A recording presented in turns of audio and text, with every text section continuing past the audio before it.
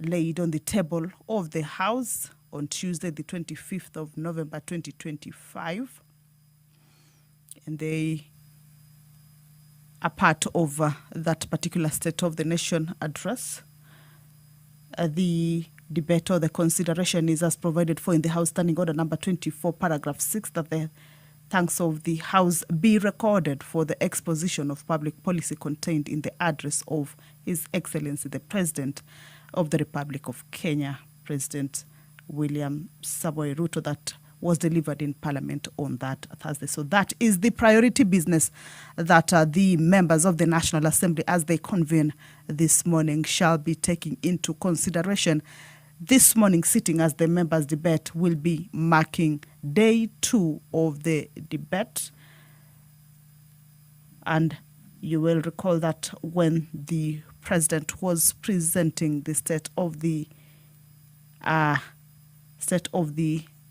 Nation address that was done in Parliament and by extension to the entire nation,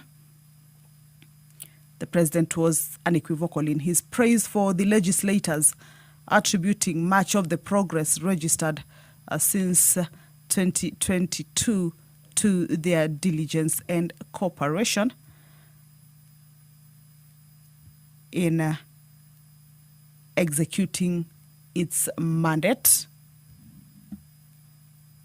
Members of the National Assembly are making their way into the chamber. Remember, at this particular point, the prayer has already been said and the chair taken, but the commencement of the House is facing a quorum hitch and has not commenced yet. So the Speaker has directed that the quorum bell be rung for 10 minutes, and of course this is as provided for in the House Standing Orders, that at least 50 members of the National Assembly should be present at the time the prayer is said and the chair taken for the House to be deemed to have quorated. However, if that is not present, then that will mean that the House has not quorated and cannot commence. Remember, it is a House of rules and laws and has to abide by its own set rules. So that quorum is what is a hindrance to the commencement of the House. But as we can see, more members are making their way inside, and we believe in a short while that quorum will be raised and the business that is lined up for consideration shall, without any further delay, commence. This morning sitting will be marking day 2 of the debate on the State of the Nation address by the President that was delivered in Parliament on Thursday, the 20th of November.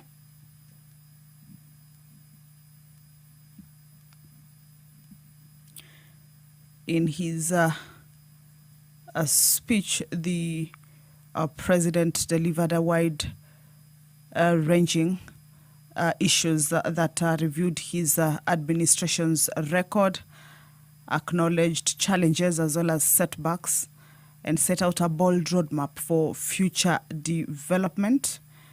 Indicated that although there has been some turbulence, citing disagreements, compromise, and storms that at times carried heavy costs, the President insisted that his administration had nonetheless steered the nation toward stability and growth.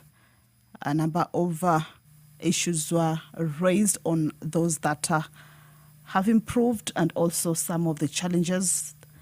The President cited the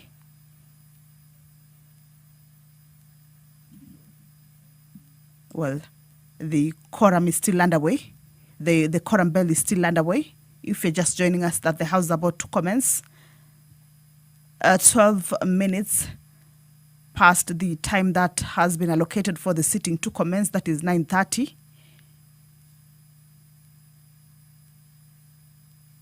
And as you can see, more members are making their way inside the chamber. This is to enable the House attain that much-needed quorum.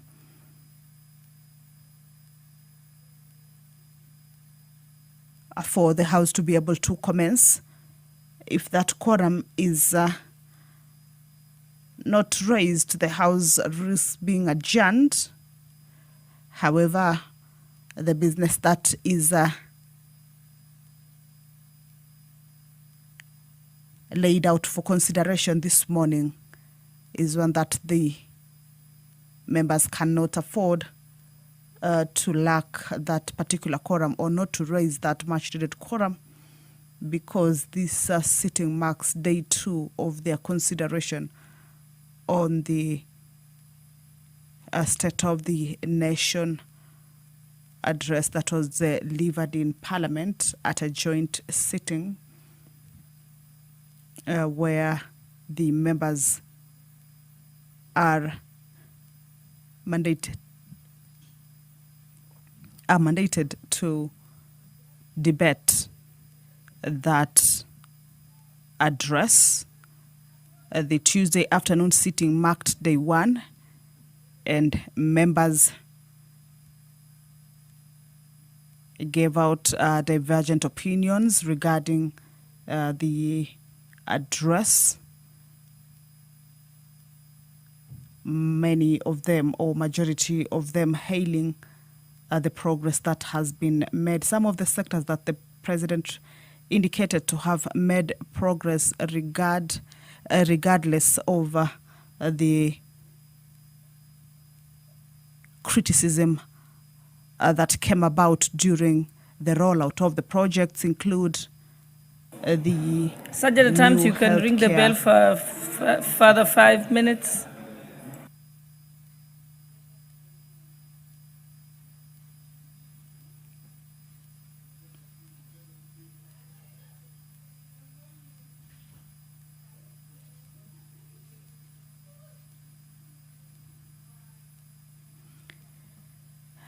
All right, the 10-minute quorum bell has lapsed. The speaker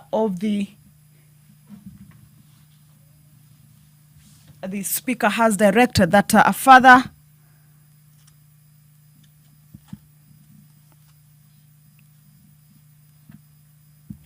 five minutes quorum bell be rung. This means this is the second round of the quorum bell.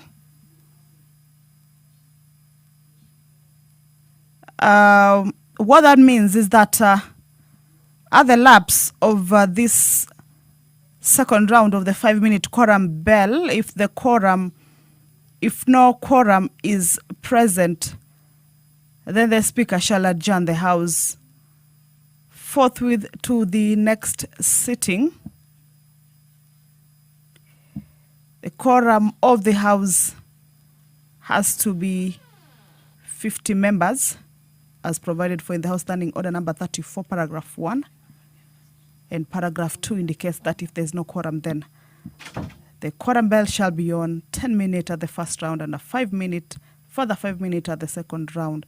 But if at the lapse of the second round, the quorum is still not present, then that will mean that the House will adjourn. But back to the business that is priority for the members. This morning, the State of the Nation Address debate day 2. And I was looking at some of the areas or the sectors that the president indicated had made progress of have so far made progress. One of the examples the president highlighted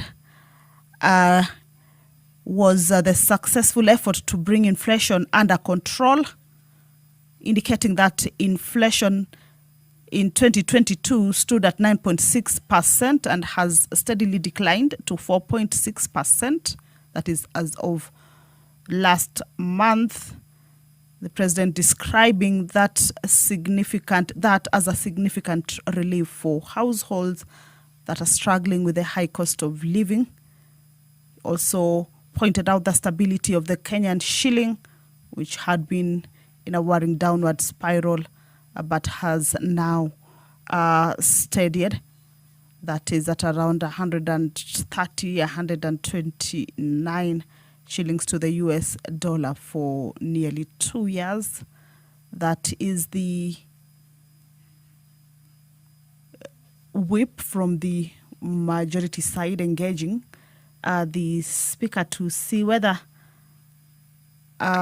the quorum is about to be attained or not, and also trying to see how perhaps more members can be able to get to the chamber for the House to be able to attain its quorum and for the business to be able to commence, or rather the House to be able to commence.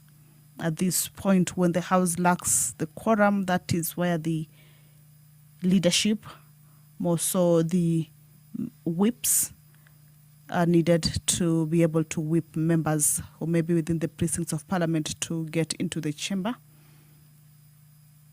And of course, that is what we are waiting for, the House to correct.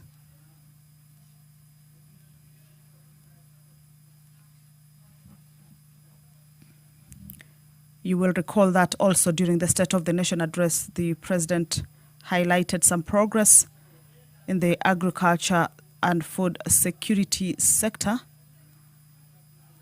emphasizing the strategic decision that the government made early on the subsidized production rather than consumption, and also that the shift had... Sergeant at Arms, you can stop the bell. All right, the quorum has First been attained. order. Allow me to hand. Order number 1, administration of oath. Order number 2, communication from the chair. Order number 3, messages. Order number 4, petitions. Order number 5, papers.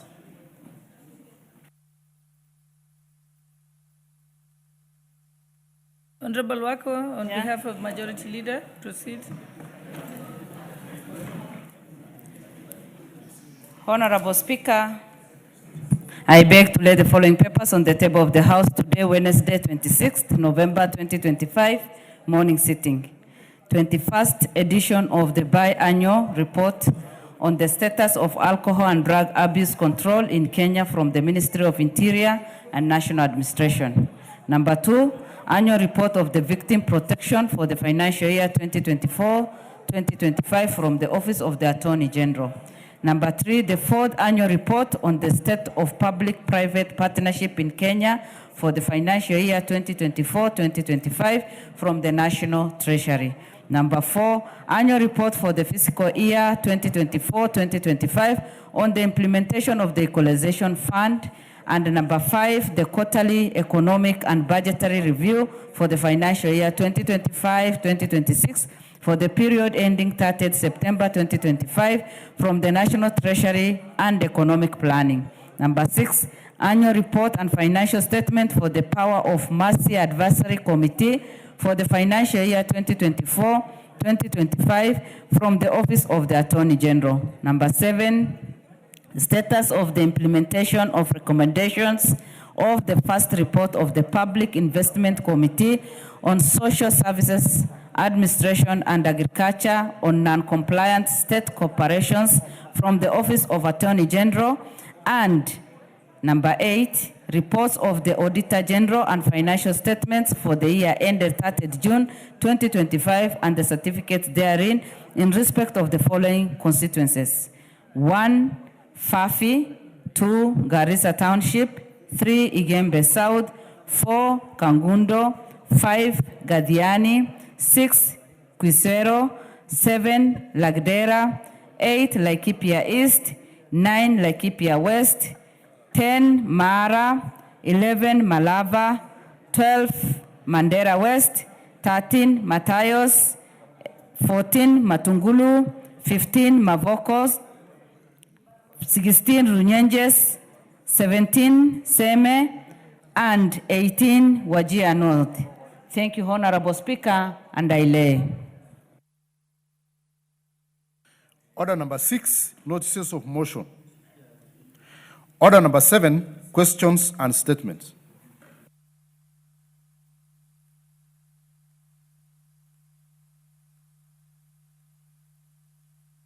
The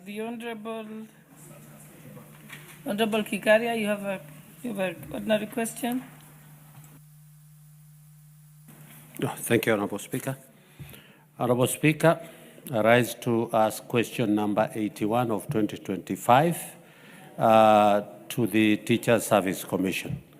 Could the Commission, one, explain why a section of teachers within Nakuru Town East and Nakuru Town West sub-counties were not paid their enhanced house allowance between July and December 2019, particularly those from Tumaini House Secondary School, Uhuru Secondary School, Crater View Secondary School, Mogon Secondary School, Nakuru Boys Secondary School, Nakuru Girls Secondary School, and Upper Hill Secondary School. Second, two, Honorable Speaker, provide a list of the affected teachers in the aforementioned schools and indicate the status of payment of the enhanced house allowances up to June 2025.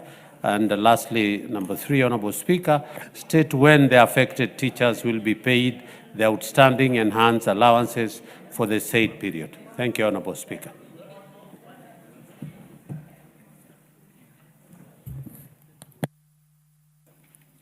The question will be replied to by the Departmental Committee on Education. Can we have an undertaking from the committee to confirm when we will have the answer? Is there a member of the committee here? Okay. Honorable Tonkei? To be replied before the committee. Okay, thank you. Okay, and then the next question is by the member Umulkhair Harun. She has asked for a deferral of the question. It's all right. It's all right. You cannot direct the speaker. Sorry, Madam Speaker. Yeah, so let's move to statements, because the other question is deferred. There is a request for a statement by Honorable Daniel Kiritho, member for Igembe Central. Are you here? Proceed.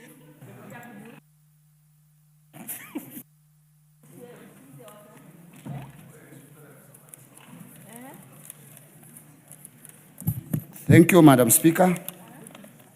I request for a statement regarding the non-payment of salaries to chiefs and assistant chiefs in Igembe Central constituency. Honorable Speaker, pursuant standing order 442C, I rise to request for a statement from the chairperson of the Department Committee on Administration and Internal Security regarding the non-payment of salaries to chiefs and assistant chiefs serving in Igembe Central constituency. Honorable Speaker, the following public officers who are appointed and are actively serving in their respective administrative units since 13th August 2024 have not received their salaries or remunerations since appointment. Mr. Shandak Mwambia, Chief, Adero Yena Location. Mr. Elias Mwenda, Assistant Chief, Dabero Sublocation. Mr. Rafael Ndichu, Assistant Chief, Kanjo Sublocation. Mr. Jeremiah Madeta, Assistant Chief, Liburu Sublocation. Mr. Stephen Kimadi Geteye, Assistant Chief, Liliaba Sublocation. And Mr. William Mugambi Manyara, Assistant Chief, Laikumukum Sublocation. Honorable Speaker, these officers have been diligently discharging their administrative duties, maintaining law and order, and serving the people of Igembe Central faithfully. However, it is deeply concerning that for more than 1 year, they have not received their salaries. This situation is demoralizing, unjust, and contrary to fair labor practices, as guaranteed under Article 41 of the Constitution. Honorable Speaker, it's against this background that I request for a statement from the chairperson of the Departmental Committee on Administration and Internal Security on the following. Reasons for the delay in processing and payment of their salaries of the aforementioned chiefs and assistant chiefs. Clarification on whether these officers have been formally captured in the integrated personal payroll database. Measures that the ministry is taking to ensure that these officers are paid all their dues without further delay and the steps being taken to prevent the recurrence of such delays in future appointments within the administration cadre. I thank you, Honorable Speaker.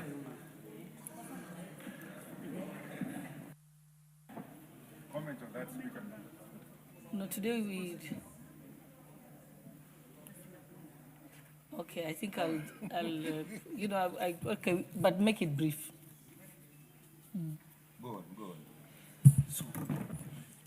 I thank you, Madam Speaker, for the opportunity to add my voice to the statement sought by my colleague from Igembe.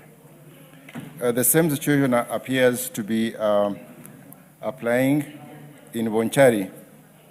We have 4 officers serving in the same ministry for a long time without their pay. And these are Robin Nyamanya Bundi, Ombadi Mokwa Evans, Benjamin Opanga, and Elphys Moemi Onyancha. So as the minister addresses the issue of South Igembe, I would like for the same to be done for Bonchari with respect to these officers who've been serving without pay. I thank you. Honorable Nyamai. Thank you very much, Honorable Speaker, for giving me a chance to also make a comment on this matter of chiefs and assistant chiefs. As the Honorable Karido has said, we have chiefs. I will avoid mentioning their names, Honorable Speaker, for ethical reasons. But in Motomo, we have 2 chiefs, a chief and an assistant chief who have been serving and they have not been paid for the last 1 year. Also, the assistant chief for Makaye, an assistant chief in Nekanga, 6 of them, Honorable Speaker, in my constituency. It becomes very difficult because these people have children. They do not have food. It has not rained in my constituency for the last 3 years. And it is extremely difficult to continue working without pay. We can wait for operationalization of the new administrative units, but for those who have already been hired, we are now calling upon the ministry to make sure that these people are being paid. So as they serve justice to the constituents of the Honorable Karido, I would like to also ask that they serve justice to the chiefs and assistant chiefs in Kitui South. Thank you, Honorable Speaker. Thank you. This will be dealt with by the Committee on Administration and Internal Security. Honorable Russell. Thank you very much, Madam Speaker.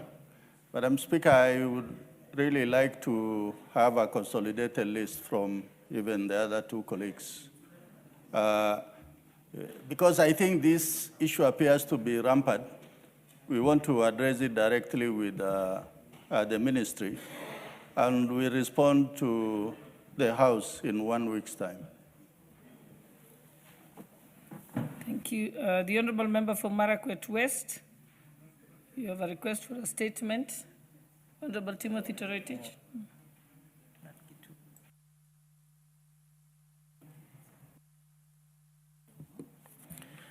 Thank you, Honourable Speaker. Honourable Speaker, I rise pursuant to Standing Order 442C to request for a statement from the Chairperson of the Departmental Committee on Education regarding the allocation and disbursement of Transitional Infrastructure Grant (TIG) funds to learning institutions.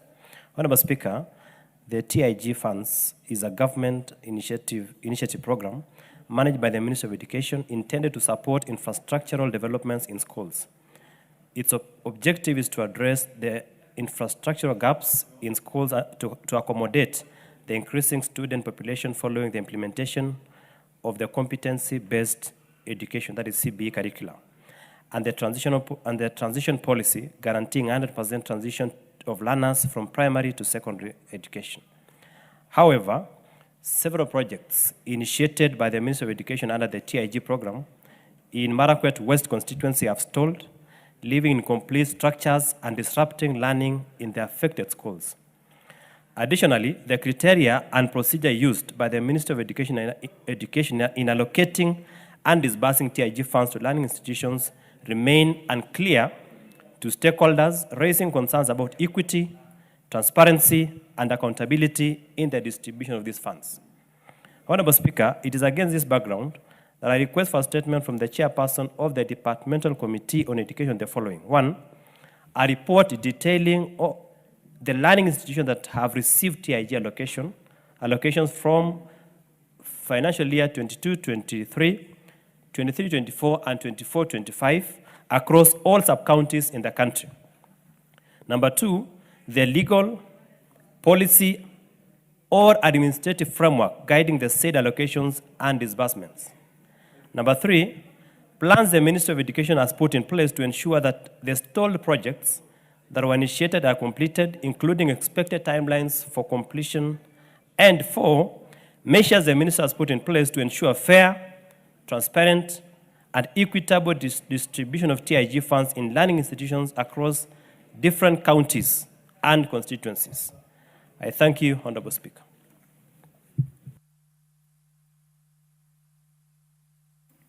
Honorable Tonke, you want to give an undertaking on behalf of the Education Committee? When will it be responded to? Thank you, Madam Speaker. We will respond in 2 weeks.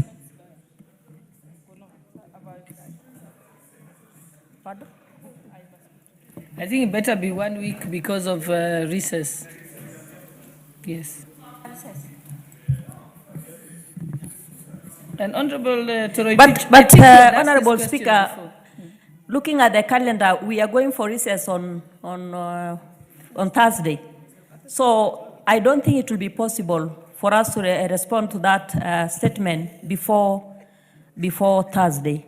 Honorable Speaker, you all know what is happening right now. Yeah, on Thursday there'll be by-elections and all that. So we undertake to respond after 2 weeks, or unless the member appears before the committee, so that we can respond in the committee session. Thank you. And Honorable Torotich, if I'm not wrong, I think you've asked this question before, isn't it? You made the request of a statement on this before. Honorable Speaker, it's a different question. The other question was about SECIP. This one is about TIG funds. Honorable Speaker, whereas I respect the sentiments by Honorable Tonke, Honorable Speaker, this is a very serious issue. Remember, under the current CB program, we need more classrooms. There are many pending projects under the TIG funds that remain incomplete in our institutions. Therefore, Honorable Speaker, if the CS can appear before the committee on Tuesday, I'm ready to appear so that I put across the sentiments to the committee and to the ministry. So, Honorable Speaker, Thursday next week would be fair for the response. I hope you have noted that, Honorable Tonke. There is a request for a statement by the Honorable Member for Starehe, Honorable Amos Mwago. Is he here?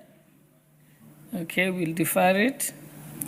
And then there's another question by the Member for North Hor, Honorable Wario. May proceed. Thank you, Honorable Speaker. Pursuant to provision of Standing Order 44-2C, I rise to request for a settlement from the Chairperson of the Departmental Committee on Lands regarding the prolonged delay in the registration of Trobi Bubisa community land. Honorable Speaker, Section 6 and 7 of the Community Land Act, Cap 287, clearly outline the legal procedures for registration of community land. On 25th September 2024, the Turbi Bubisa community, located in Northern Constituency, Marsabit County, undertook all the necessary steps in relation to recognition of their community land, including constitution of the Community Land Management Committee, holding of public participation forums, mapping and demarcation of their ancestral land, and submission of Form CLA1 for the recognition and registration of the community land to the Ministry of Lands. Despite this, the community is still yet to receive its title deed from the Registrar of Lands. This undue delay not only exposes the community to land insecurity and potential encroachment and development, but also undermines the spirit and the intent of Community Land Act, which was enacted to protect the land rights of pastoralists and indigenous communities across the country. Honorable Speaker, it is against this backdrop that a request for a settlement from the chairperson of the Departmental Committee on Lands on the following. Reasons for the delayed registration of Trobi Bubisa community land by the Ministry of Lands. Timelines within which the ministry will complete the registration process and issue the title deed to the Trobi Bubisa community. And finally, measures and policies the ministry has put in place to ensure timely processing of requests for community land across the country. Thank you, Honorable Speaker. That statement will be responded to by the Committee on Lands. Is there a member of the Lands Committee here? Yes. You want to give an undertaking on behalf of your committee? Thank you, Honorable Speaker. Probably we'll give feedback in another 2 weeks' time. Thank you. Thank you. Then we have a request for a statement by the member for Nyaribari Chache, Honorable Zahir.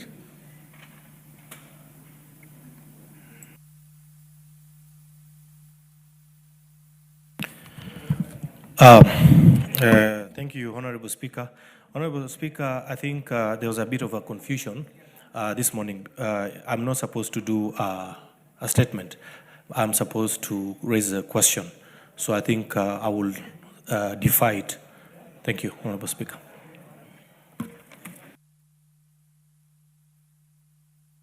The Honorable, next one is the Honorable Member for Sabatia, Honorable Clement Sloya.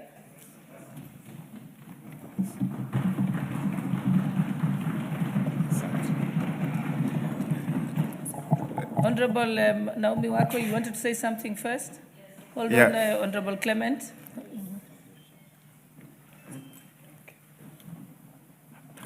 Thank you, Honorable Speaker.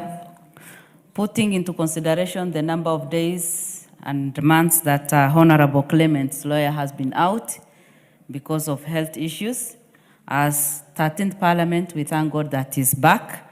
And he has been very active and participating in different ways, but because of health matters, he has been away. We thank God that he's back, and I also want to thank the members who have stood with him as we welcome him, and also his constituents, because they have been very understanding. So welcome back. We are happy to have you back, and we thank God that you have recovered. Thank you. Thank you, Honorable Clement's lawyer. We will proceed. Just request for a statement. Honorable Speaker, pursuant to the provisions of Standing Order number 42C, I rise to request a statement from the chairperson of the Departmental Committee on Transport and Infrastructure regarding the Lunyerere Bridge along the Kisumu-Kakamega Highway. Honorable Speaker, the Lunyerere Bridge serves as a critical link for residents of Vihiga, Kakamega, and Kisumu counties and surrounding regions, facilitating the daily movement of passengers, goods, and services.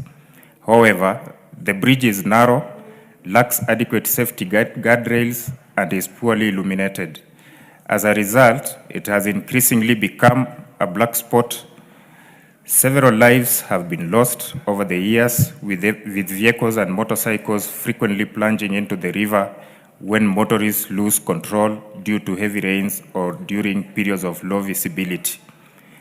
The recurring loss of lives and property therefore calls for urgent intervention regarding the bridge's structural design and width.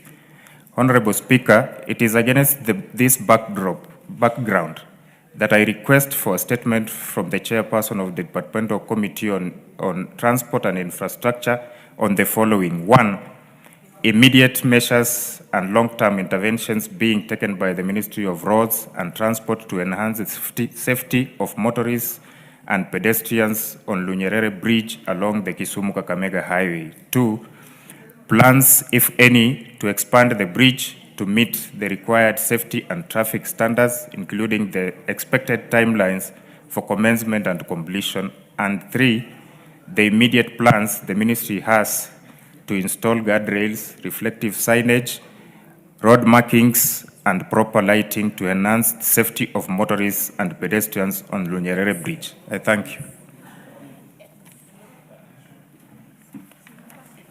This will be marked to the Committee on Transport and Infrastructure. Is there a member of the committee to give an undertaking on behalf of the committee? Yes, Honorable Zahir.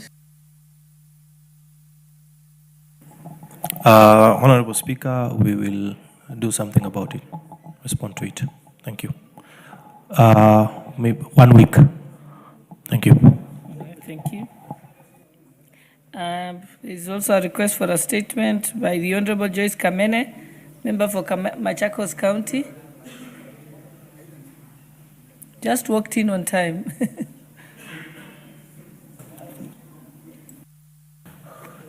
Give her the mic. Thank you, Madam Speaker. Allow me to make a request for a statement regarding compensation of victims of the 1999 train accident. Honorable Speaker, pursuant to the provision of Standing Order 44.2c, I rise to request for a statement from the chairperson of the Department Committee of Transport and Infrastructure regarding compensation of Mr. Stephen Mboya Mutiso, a survivor of the 1999 train accident. Honorable Speaker, Mr. Stephen Mboya Mutiso of ID number 5090070 and a resident of Kaiwa in Kadhiani constituency, Machakos County, was involved in a tragic train accident on 24th March 1999 while traveling from Nairobi to Mombasa.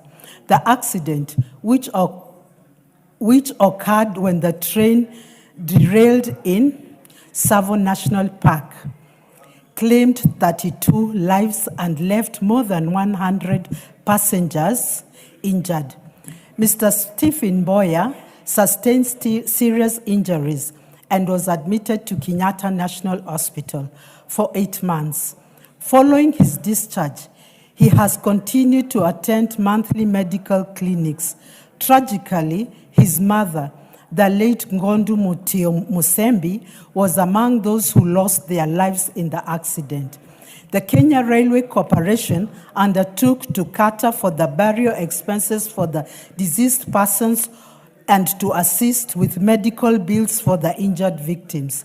Despite these assurances, the victims of these families have not received any compensation to date for the losses, injuries, and expenses incurred as a result of the accident. The prolonged lack of compensation by the Kenya Railway Corporation has caused immense financial hardship and distress for Mr. Stephen Mboya, who continued to face expense of medical care linked to the injuries sustained during the accident. Honorable Speaker, it is against this background that I request for a statement from the chairperson of the Department Committee of Transport and Infrastructure for the following. An update on whether Kenya Railway Corporation has compensated any victim of the 1999 train accident, and if so, an explanation to why Mr. Stephen Mboya Mutiso is yet to receive payment for the hospital bills incurred and burial cost of his late mother. The second, a clear indication of the timelines within which Kenya Railway Corporation intends to settle the outstanding dues occurred to Mr. Stephen Mboya Mutiso and any other deserving cases. And finally, the measures put in place to provide mental health support and regular psychological checkups for the survivors and the train accident to help them cope with the psychological trauma resulting from the incident. Thank you, Honorable Speaker. Will be dealt with by the Committee on Transport and Infrastructure. Zahir, you want to give an undertaking? Yes, Honorable Speaker, the committee will do a response within 2 weeks' time for both, whatever it is. Thank you. Okay, we also have a request for a statement by the Honorable Member for Nandi Hills, Honorable Kitur.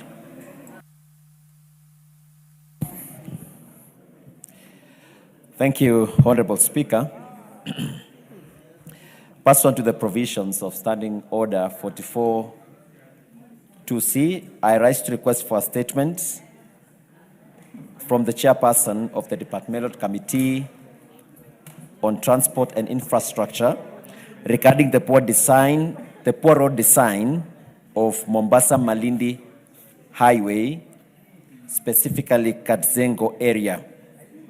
Honorable Speaker, the Mombasa-Malindi Highway is a key route that serves the coastal region, facilitating the transportation of goods and passengers and fostering trade and tourism. However, the highway, particularly the section at Katzengo, lack critical road safety features, including properly designed speed bumps, clear road markings, and substandard signage. This has exposed motorists and other road users to safety risks. Since the completion of the road, multiple accidents on the road have been attributed to the poor design of the road, especially the absence of visible road markings and signage. In fact, on 10th of April 2025, a 25-year-old Mr. Hezron Kiprotich of ID number 38317443 lost his life in a road accident at Katzengo area. Road users have raised concerns severally about missing signages and lack of traffic safety infrastructure, yet remedial action has not been taken to date. Honorable Speaker, it's against this background that I request for a statement from the Chairperson of the Departmental Committee on Transport and Infrastructure on the following. Number one, plans by the Ministry of Roads and Transport to install proper signages and additional safety interventions, such as reflective road lighting in the Katzengo section to reduce the risk of accidents along the Mombasa-Malindi Highway. Second is the expected timelines for completion of the installations of these road safety measures and design corrections. And finally, I wish to know what are the plans by the ministry to compensate the family of the late Mr. Hezron Kiprotich, and as well the measures that are put in place to support victims of accidents caused by poor road infrastructure. I thank you, Honorable Speaker. That will also be responded to by the Committee on Transport and Infrastructure. Honorable Zahir. Honorable Speaker, we will respond within 2 weeks. Thank you.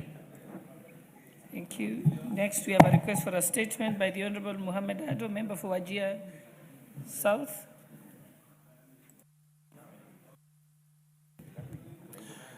Thank you, Honorable Speaker. Honorable Speaker, pursuant to the provisions of Standing Order 44-2C, I wish to request for a statement from the Chairperson of the Departmental Committee on Tourism and Wildlife regarding the unlawful relocation of 2 orphaned Somali or reticulated giraffes from Wajir County. Honorable Speaker, 2 orphaned giraffes were being cared for and protected by members of the local community and conservation volunteers in Wajir County were recently relocated from their natural habitat by the Kenya Wildlife Service without any local community involvement, in total disregard of established conservation principles, community rights, and the spirit of devolution. Such actions by the KWS undermine public trust, alienate local stakeholders, and threaten the sustainability of community-led conservation efforts across northern Kenya. Conservation must be anchored on transparency, accountability, meaningful community participation, and must not be imposed from above. Honorable Speaker, communities in arid and semi-arid regions have consistently demonstrated exceptional commitment to wildlife protection, often at a great sacrifice. It's therefore incumbent upon the national government and its agencies to uphold the principles of partnership and consultation in all conservation undertakings. Policy and administrative measures must ensure that the community must consent, and participation are mandatory prerequisites for any wildlife relocation on conservation intervention. Honorable Speaker, it's against this background that I seek a statement from the chairperson of the Departmental Committee on Tourism and Wildlife on the following: a report on the relocation of the 2 Somali giraffes from Wajir County and a clear timeline for their return to their natural habitat. Number 2, measures being taken to ensure transparency and accountability in KWS decisions regarding wildlife translocation, including disclosure of any private entities involved in this particular case, and also measures being taken to establish an inclusive framework for wildlife management that recognizes community partnership, participation, and equitable benefit sharing. I thank you, Honorable Speaker.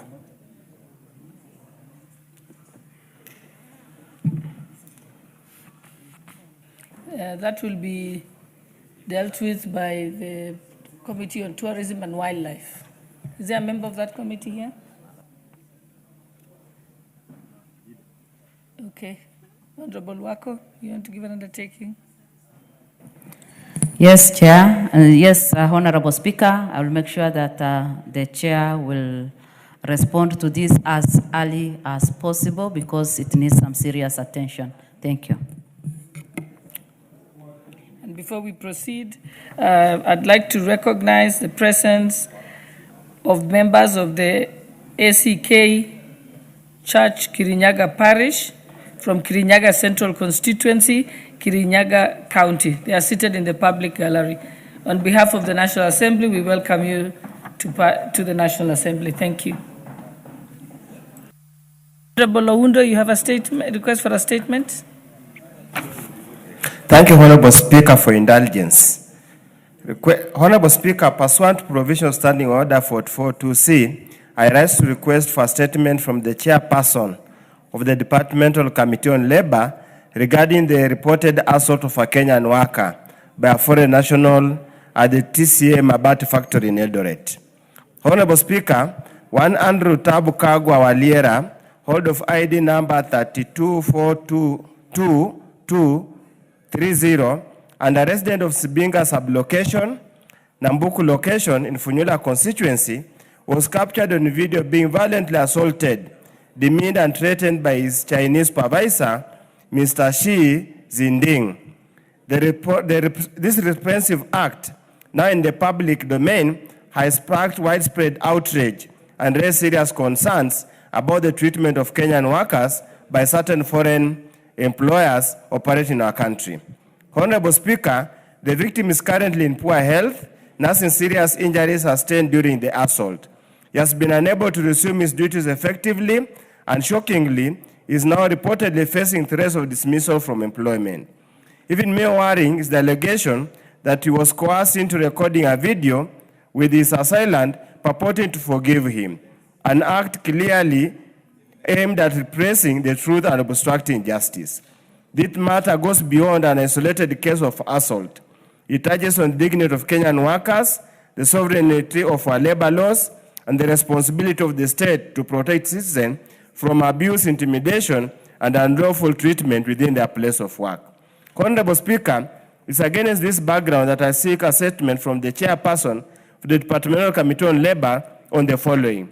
A, lawful action being taken against the Chinese national, Mr. Xi Jinping, in accordance with the provision of the Kenyan labor, migration, and criminal laws.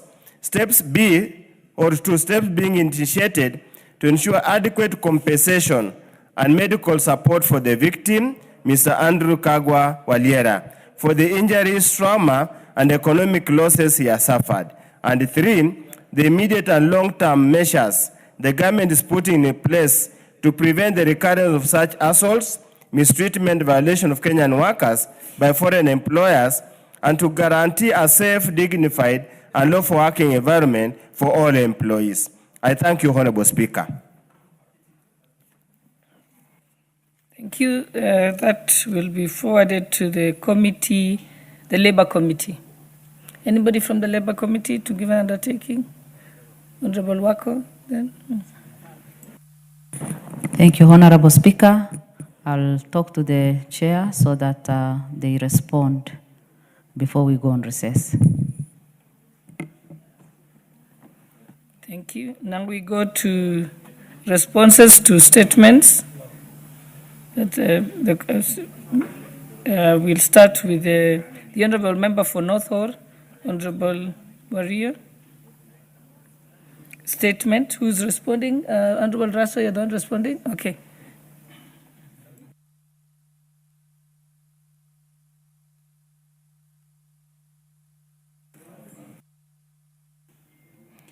Thank you very much, Madam Speaker. Madam Speaker, the Member of Parliament for Northern Constituency, Honorable Ade Wario, has requested to be apprised of the plight of internally displaced persons in Marsabit County.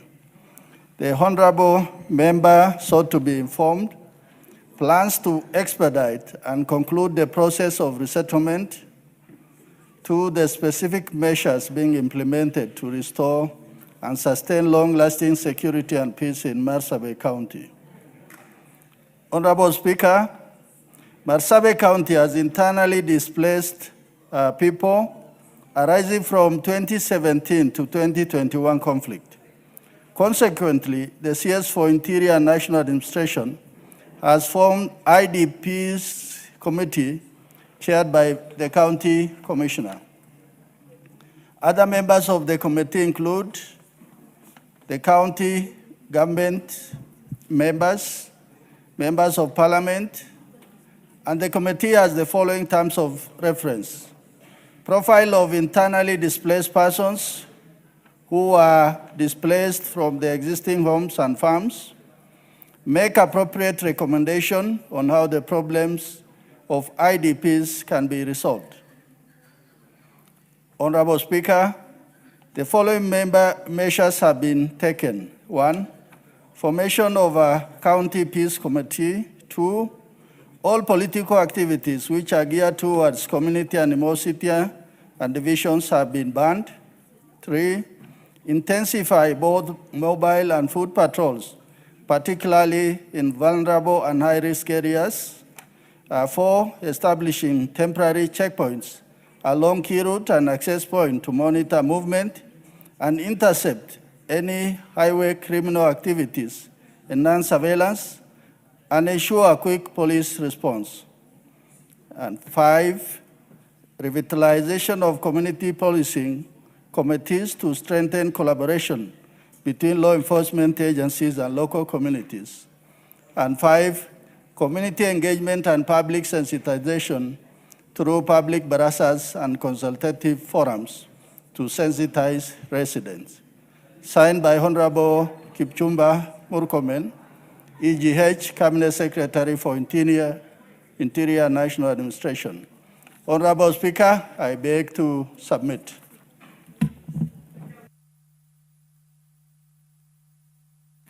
Honorable Warrior, are you satisfied? Do you have anything to say? Thank you, Honorable Speaker. First, I would like to appreciate the response by Honorable Dido Raso, who also comes from the, from the county and also affected by the plight of the IDPs. I wish to make it clear to this August House that the profiling of IDPs was done between 2022 and 2023. Since then, no action has been taken in order to resettle, rehabilitate, and compensate the IDPs. So in the statement, what I failed to realize is I made it very clear that we wanted to understand where this process has reached. In terms of timeline, unfortunately, in the statement, no mention of resettlement, what action has been taken in terms of compensation has been mentioned in the settlement. More so, the settlement has not also given timeline on when these IDPs will be resettled. So basically, the statement is generic, is unsatisfactory, and doesn't meet the aspirations of the communities who have been affected by the conflict in Marsabit. Thank you, Honorable Speaker. I think, Honorable Ruto, your committee then you have to send back the request for clarification from the ministry. Thank you very much, Honorable Speaker. Honorable Speaker, I come from that area, and I'm fully versed with what Honorable colleague there is stressing. One thing we must appreciate from this government, today there is peace in Marsabit. But from 2017 up to the general election, we were fighting, and there was apparent absence of government. And today, the reason of us talking about this is because there is peace. Secondly, the government has gone further to form committee and also peace committee, so that I think, Honorable Ruto, you are now holding brief for the ministry. I think all we need is your confirmation that you will seek the 3 clarifications that he wants. Thank you very much, Madam Speaker. Well guided. Okay, there's another response also to another question by the member for insecurity in North Hall. Honorable Ruto, you have the response? Thank you very much, Madam Speaker. Madam Speaker, the Member of Parliament for Northern Constituency, Honorable Adewario, has requested to be apprised of the status of insecurity in Northern Constituency. The Honorable Member sought to be informed, 1, status of investigation into attacks against constituents of Northern, particularly in Shur, Awaye, Balesbura, Basic, Sarimo, and Korka. 2, the long-term measures being implemented to restore and sustain long-lasting security and peace. Honorable Speaker, the following incidents were reported in Northern Constituency in the recent past. 1 is livestock theft within Korka sublocation. On 1st March 2024, it was reported at Northern Police Station that Gabra herders who were grazing in the Lolo Ade area could not account for their 46 camels. The SOM was booked in OB 080103-2024. The police officers joined the herders in the search. They later established that the camels had crossed into Loyangalan sub-county through Moite, an area predominantly inhabited by the Turkana community. Subsequently, security and peace committees from both Northern and Loyangalan convened a meeting with Turkana elders, urging them to engage their kinsmen to release the stolen camels. The meeting yielded positive result, leading to surrender of 27 camels and 4 calves at Gas ASTU camp, which were later handed over to their rightful owners. However, the Turkana elders maintained that the Gabra community had overstated the number of missing camels. A team of officers led by the sub-county police commander visited the scene and established that there were approximately 20 suspected armed Turkana bandits who had raided a Gabra Manyata at around 0100 hours, where they stole 464 goats and sheep, killed one camel and injured another, which were approximately valued at 3 million. The stolen livestock were driven towards the Dakar area of Loyangalan sub-county, and subsequently a joint multi-agency security operation was mounted in the Moite area, leading to recovery of 142 goats and sheep. Thereafter, there was a reconciliatory peace meeting led by the Northern Sub-County Security Intelligence Committee. The Sub-County Security and Intelligence Committee has confirmed that Sarimo area, which is within Chargulo's sub-location of Northern location, remains a security hotspot owing to its expansive grazing fields and a single major water point contested by the Gabra and Turkana communities. Madam Speaker, the other incident reported is theft of livestock in Shur area. On 25 November 2024, a report was made at Shur Police Post. 150 camels were stolen and one person fatally injured. The report was booked by OB 02-25-11-2024. Police officers, with the support of local residents, recovered all the stolen camels and returned them to their rightful owners. The third is in security incidents in Balesbura and Bisik areas.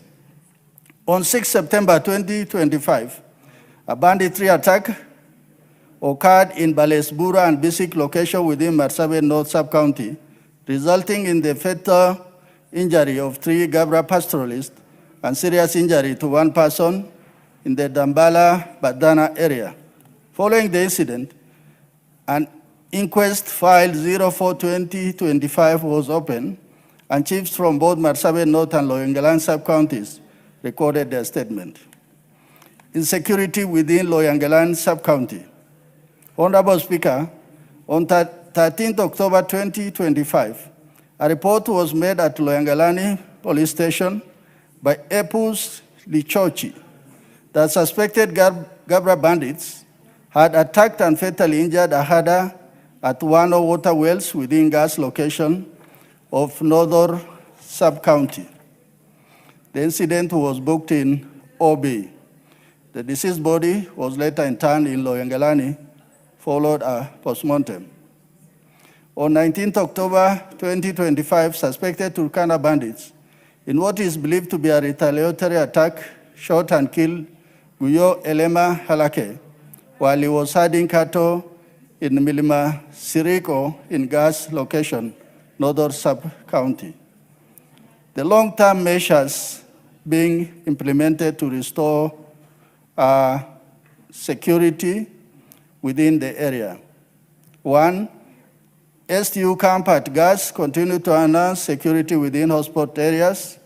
2, security agencies are sustaining continuous disarmament operation targeting illegal possession of firearms. 3, recruiting National Police Reservists to complement the police in the fight against banditry. 4, revitalization of community policing forums. And 5, facilitating sustained dialogue between communities through regular meetings aimed at fostering mutual understanding. Signed by Honorable Kipchumba Murkomen, EGH, Cabinet Secretary for Interior and National Administration. I beg to respond, Honorable Speaker. Member for North Horr, do you have any? Thank you, Honorable Speaker. The incidences of attack reported by the ministry are just a few among many others which were inflicted on the peace-loving people of North Horr. According to the report issued on 1 March 2024, a total of 46 camels were stolen. Out of these, 27 camels and 4 calves were later surrendered to their owners. The attackers were reported that 32 camels entered their territory, against the 45 reported by the community, while 4 died and 2 were killed by hyenas. However, the figures do not add up, revealing their clear contradictions. The 4 camels reportedly died while in the hands of the aggressors, and therefore compensation is required. The key question remains, what plans does the government have regarding the 13 missing camels? Honorable Speaker, on 2nd October 2024, it was reported that Turkana herders attacked Gabra satellite camps, stealing 464 sheep and goats, killing one camel and injuring another. According to the response by the ministry, only 142 shots, that are sheep and goats, out of 464 were recovered, leaving 322 still in the hands of the aggressors. Therefore, I'm seeking answers on when the remaining livestock will be recovered and returned to the rightful owners. Honorable Speaker, on 6th September 2025, heavily armed militia ambushed Gabra herders, killing 3 innocent herders instantly and injuring 1, who remains hospitalized and still not out of danger. 81 days after this incident, no arrests have been made yet. In a country governed by the rule of law, this raises serious questions about justice and accountability. Despite consistent intelligence reports and warning of impending attacks, the security apparatus has repeatedly failed to avert the losses. Honorable Speaker, on 13th of October 2025, it was reported that suspected Gabra herders attacked and fatally injured a Turkana herder at Wano water point. However, Wano is located deep inside Northern constituency, raising a serious question about why the victim had traveled so far deep into the area without the knowledge of the Gabra herders. This unusual movement suggests that the victim may have been on a serious mission. Furthermore, no evidence has been presented to prove that the Gabra herders were responsible for the killing because there's no reported incidences of attack on that particular day. What's your point of order, Honorable? The Honorable Member, I don't know whether he's in order to continue reading while he's not giving a statement. He's supposed to be debating and refer to the notes, but I think he's reading the statement. I don't know whether he's in order. Okay, take that into consideration, Honorable Wario. Proceed. Honorable Speaker, I think I gave my statements long ago, and that's why the Honorable Member was able to respond. And I'm just giving, facts about the irregularities within the statement, which was presented by the committee chair. Honorable Speaker, attacks on Gabra herders still is ongoing. 1st November 2025, according to the book OB number 10-1-11-2025, an attack on Gabra herders in Sibiloi area were reported, killing 1 herder, Jilo Kunni Golbo, aged 30 years, injuring 2 others, Mr. Roba Kunni Golbo and Abudo Yatani Wario, aged 25 years. And the attackers stole 420 and goats. Also, on 2nd of November, the following day, an incident occurred, booked OB 092-11-2025. The heavily armed Turkana militia attacked Gabra herders, killing 1 person. Wario, maybe the best thing is to... I'm just finished. I finished, Honorable Speaker. Yes. Yes. But you do yourself good if you gave it to the committee, those Okay. incidences, because you have more incidences than what the minister has provided, Yes. so that you seek bring it to their attention. So basically, looking at the number of livestock that has been stolen and those has been recovered, we still have a deficit of 1,355 sheep and goats, 40 donkeys, 28 camels, cattle, and 13 camels, which have not been returned yet. While the police have reported some have been recovered, but still in the hands of the aggressors. So I would like to know when this livestock will be recovered, returned to the rightful owners, and what measures will be put in place so that these attacks will not continue on that corridor. Thank you, Honorable Speaker. As you seek clarification from the ministry, I think you can take that into account. Thank you very much, Madam Speaker. Although you stopped me last time, I come from the area. I'm a member for SACU, representing Marsabit in this August Assembly. Currently, in Marsabit, the major problem is within an arc between Mount Kulal and Lake Turkana. It is a kind of to and fro attacks among the pastoralist community. I will get more details from Honorable colleague and we'll share it with the ministry. Thank you, Honorable Speaker. Okay, thank you. And then the next response, again, is I think you're going to be on your feet today. Again, Honorable Ruto, to the request for a statement by Honorable Esther Passaris, member for Nairobi County. Thank you very much, Madam Speaker. Madam Speaker, the member for Nairobi County, Honorable Esther Passaris, requested to be apprised of a video clip that had been circulating on social media alleging a confession to rape by Pastor James Nganga. The Honorable colleague sought to be informed, 1, measures being undertaken by DCI to authenticate and investigate the circulating video. 2, the mechanism in place to identify, locate, and protect survivors of sexual violence. 3, the plans by the government to regulate, monitor, and curb the misuse of artificial intelligence.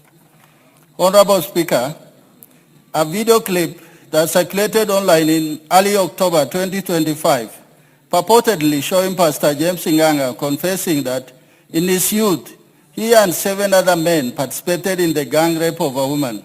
The clip went viral and sparked widespread public outrage. The DCI investigation launched inquiries into the matter. Pastor Nganga was subsequently summoned. He appeared before DCI in Nairobi on 15th October 2025 and recorded a statement. In his account, Pastor Nganga clarified that during a crusade held at Maili Tatu, Meru in September 2025, he had shared a personal testimony about his life, including his time in prison and the reason for his incarceration. He explained that the reference to a gang rape incident was a fictitious illustration drawn by stories shared by inmates, intended to emphasize that God can redeem anyone regardless of their past.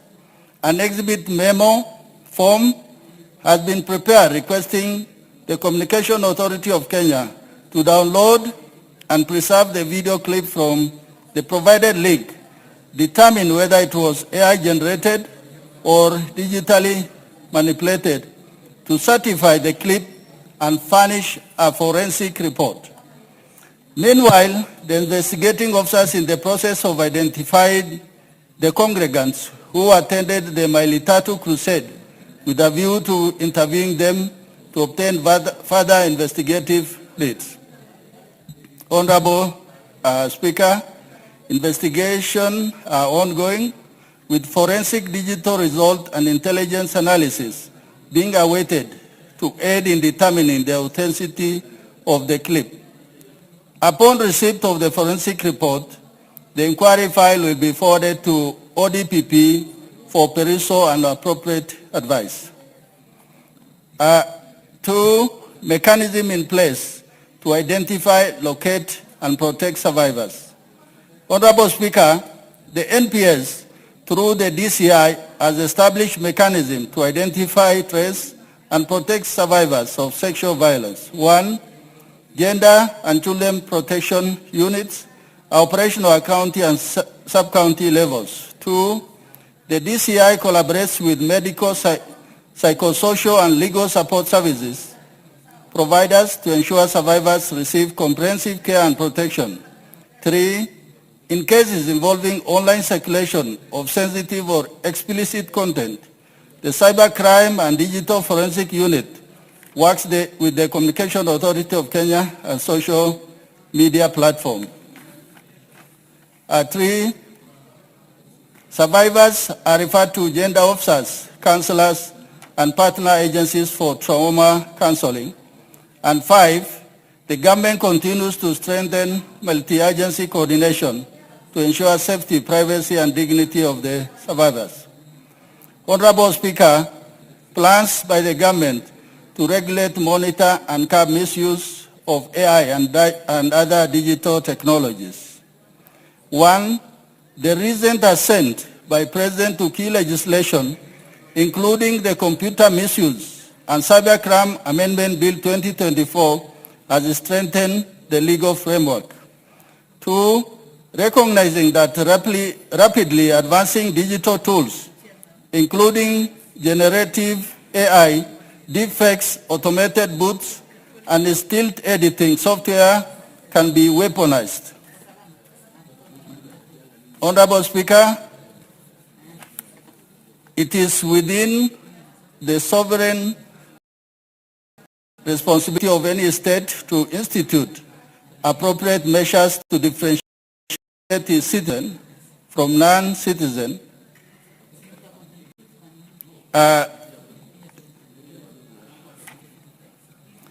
Honorable Speaker, given this fact, it will therefore be accurate. This is to do with, I think, the Nubian community. In terms of within, I think, the statement sought, there was the issue of discrimination of some of the Kenyan communities. And this is what the minister responded. Given this fact, it will therefore be not accurate to assert that members of the Nubian community have been denied recognition as Kenyan citizens. Madam Speaker, the government remains fully committed to promoting inclusion, equity, and fairness for all communities in Kenya through ongoing reforms in registration, identity management processes, signed by Honorable Kipchumba Murkomen, Cabinet Secretary for Interior. Thank you, Madam. I beg to respond. Very much, Chair. The Honorable Passaris, do you have specific clarifications to seek on this one? Thank you, Madam Speaker. Madam Speaker, as you're aware, we've just started the 16 days of activism against gender-based violence. So I rise with absolute concern about the escalating dangers faced by women, girls in our country. And that is what brought about the statement that I was seeking. The events of the past week, Madam Speaker, I want to bring this to your attention. The events of the past week has shown us that we are not dealing with isolated incidents when it comes to gender-based violence. It's a pattern. It's a pattern of violence, neglect, and institutional failure. Honorable Speaker, the matter involving Pastor James Nganga generated intense national debate. When the video circulated, the pastor came out immediately. He addressed it, reacted to it, and in many ways acknowledged the clip while making further remarks, some directed at me personally. But this is not about personalities. It's about whether the incident he described, whether many years ago or recently, involved harm to a woman whose story remains unknown. Violence does not lose its gravity with time. A possible survivor or her family may be living with unanswered questions. If nothing happened, the public needs clarity, grounded in professional investigations. What the chair has just told me in the response. Madam Speaker, do you know we have what is appearing in textbook, in structures in government, but not the reality on the ground. I mean, this country needs something like Magufuli style or Carissa Maitha, where you just take the bull by the horn and do something about it. Just this week, there's been a disturbing TikTok video of teenage boys harassing women in broad daylight, grabbing them, slapping them, dragging them, schoolgirls into videos without their consent. Why? Because they're looking for likes. That is sexual harassment. What are we doing about it? Madam Speaker, as I said, we are in the 16 days of activism against gender-based violence. There is Rita Mweni, Roysambu, Starlet Wahu, South B, Mary Wangui, Kasarani, Christine Soeta, Kakamega, Brenda, an MKU student in Thika, Irene Ayemba, and then there's Abigail. Abigail, here in Kasarani. Now, I want you to listen to this because you always interrogate Interior, okay? When Abigail's mother called recently and asked, what is the status of the investigation on my daughter? This is what the police told her. Wait, we have other cases. And then here you're telling me that we have structures and we are doing what is necessary, we are giving counseling, we are investigating. No, we are failing. Okay? Honorable Speaker, no parent should have to hear that, wait, we have other cases. It is a reflection that the system is overstretched, it's under-resourced, and at times lacking in compassion. The Models Association have come to me and said they work in fear. They walk in fear. And I will be arranging for them during this period of 16 days of activism, not by bringing a question here anymore, but by taking them to the PS of Interior, to the DIG and the DCI. I have actually spoken to the DCI personally and told him, we need a human heart, we need compassion, we need to do something more than just say this is a case or a file. Honorable Passaris, eh? No, Madam Speaker. I'm being magnanimous, eh? Yes. Because you started with talking about the 16 days of activism. Yes. But I would like you to specifically go to this matter that you had raised. Yes. So that the chair, if you are satisfied by the response that has been given, specifically on this one. Yeah, but Madam Speaker, when it comes to this one, Pastor Nganga had already went to the DCI. He recorded questions. They're coming back to me on whether the AI clip is even for me, it's a bit ridiculous to tell me that we're still going to investigate whether it's AI or not. It is not AI. And now you're also going to the church to look at the congregants who listened. Pastor Nganga has owned up to this clip. So that is telling me you're wasting a lot of time. Get to the details, all right? There is a woman out there. Probably she died. Probably she bore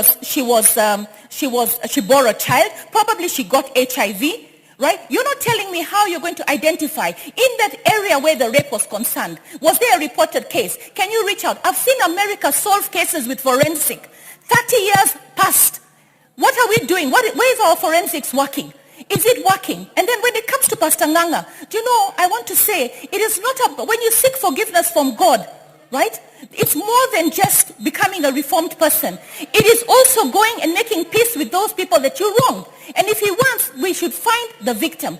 And we should actually come out clearly that rape is not right. Madam Speaker, I want to take you to what's going on in South Africa today. Because it's so important. It will happen in Kenya. Honorable Speaker, South Africa recorded this year alone 5,475 femicide cases. And now it's been declared a national disaster. We don't want to head there, but we are almost heading there. And we're heading there because there are files like that one of Abigail, right? And this one of the victim of who was gang raped 8 times. I want you to imagine this. Gang raped by 8 women, left there lying like a dog. Those were his exact words. And you're coming here and telling me you're still concerned about the AI video? Get it real. It's not about the AI video. The AI video coming and clarifying to me that the AI video is actually an original, and the church members have said this and said that. Find me the survivor. Find me justice for the survivor. Tell me what happened with this case. There must have been a patient in a hospital. There must have been a police case reported. There might have been a dead body. You can look at your records over 10 years. Where is the forensics? We should be able to solve these cases. These files of women who have been raped and killed in Kenya, and I've mentioned the names, they're gathering dust. The police are too busy. They have no compassion. They are bribed by perpetrators, and nobody is getting justice. So this was one case that you could have run with, but here you are interviewing the people who had the clip. That is not the case. The case is about the survivor. Tell me what you're doing about the survivor. You have not responded to me about the survivor. Abigail's case, they said they have no reagents to do the DNA with the chief prime suspect who was arrested, probably released and out at large to rape his next victim. Thank you, Honorable Madam Passaris. Speaker, this is serious. Honorable Passaris, we fully understand that this is a serious matter. Chair, would you like to make a comment on this? Do you have specific timelines? Do the police have the ability? Do they have the financing that is needed? Do they have the tools that are needed? And are there any timelines that you are going to give the Honorable Passaris? Thank you very much, Madam Speaker. I want to thank Honorable Passaris, first of all, for raising this particular matter. And indeed, if we must take this country serious, any crime by anybody, it doesn't matter at what level they operate in this country, nobody is above the law. And Pastor Nganga, whoever he is, I don't know him, he must be a personality who is known. He cannot take raping of a woman as a joke. And that is why the DCI had to call him. But the issue why AI came into the picture in this particular matter is honorable colleague wanted to find out if this was actually an AI or it is a true thing that this gentleman talked from the pulpit. And that is why sometimes when you raise questions in Parliament, please don't try to mix things. Let us call a spade a spade. Was Pastor Nganga involved in this rape? If he is, then he must be pulled through to the end, including even prosecuting him. Indeed, he also confirms that he was incarcerated, he was jailed. Would it be on the same or on some other issues? On some other issues? Chair, Chair, let us be specific. You are telling us what the DCI should do. You are the chair. Of course, in the absence of the chair, you are the chair. So when are these activities that you're indicating, when is it going to be done? Do you have timelines so that we can close this? Madam Speaker, I'm not emotional about this matter. What I am about is facts. Honorable colleague, if she has more information on this matter, let her raise it so that we put DCI to question, including even someone Honorable to Passaris. Parliament. Order. Honorable Passaris, you cannot, the chair is trying to respond to you, but you're also screaming. You know, do not do that. I've given you adequate time to raise your question. You have actually gone ahead and explained. I also let you do it, so let us give some 2 minutes to the chair, and that will be the closing remarks. Chair, be specific so that we can close this. Thank you very much, Madam Speaker. Madam Speaker, just on this particular case, as a committee, we are going to summon the DCI. This could not be just the case. This could just be one of them, so that he explains to us what they are doing about this matter. Thank you, Honorable Speaker. Thank you. Thank you very much. So in 7 days, so that we have timelines for this work, 7 days. Thank you very much. Next order. What is out of order, Honorable Member for Makueni constituency, Honorable Suzanne Kiamba? Thank you, Honorable Speaker. I have been sitting here listening to responses for statements. Honorable Speaker, I'm very disturbed because I gave a statement on 13th March to the chairman of housing. I've risen on a point of order 2 times on this floor of a house. Honorable Speaker, I have not gotten any response. Honorable Speaker, I'm wondering, who should follow up? I've followed up in the table office everywhere, and I've not gotten a response. And this question, I was asking the chairman on behalf of Kenyans and on behalf of my constituencies. Honorable Speaker, what would be the way forward? Thank you. Way forward on getting a response, which I've asked on 13th March, and I've stood on the floor of the House on point of order twice, and ever since I've not gotten any response. Thank you, Honorable Speaker. Well, are you a member of Housing Committee? And would you like to respond on that? You are sure that you have the response? Because I wanted to find out you do not have? Okay, where is the chair? And the chair is here. Thank you very much, Chair, for being in the House. Would you like to respond to this? 9 months down the line, the Honorable Susan Kiamba has not received a response on a statement that she sought on the 13th of March. And today we are going to end of November, end of the year. What is your response? In a minute, please.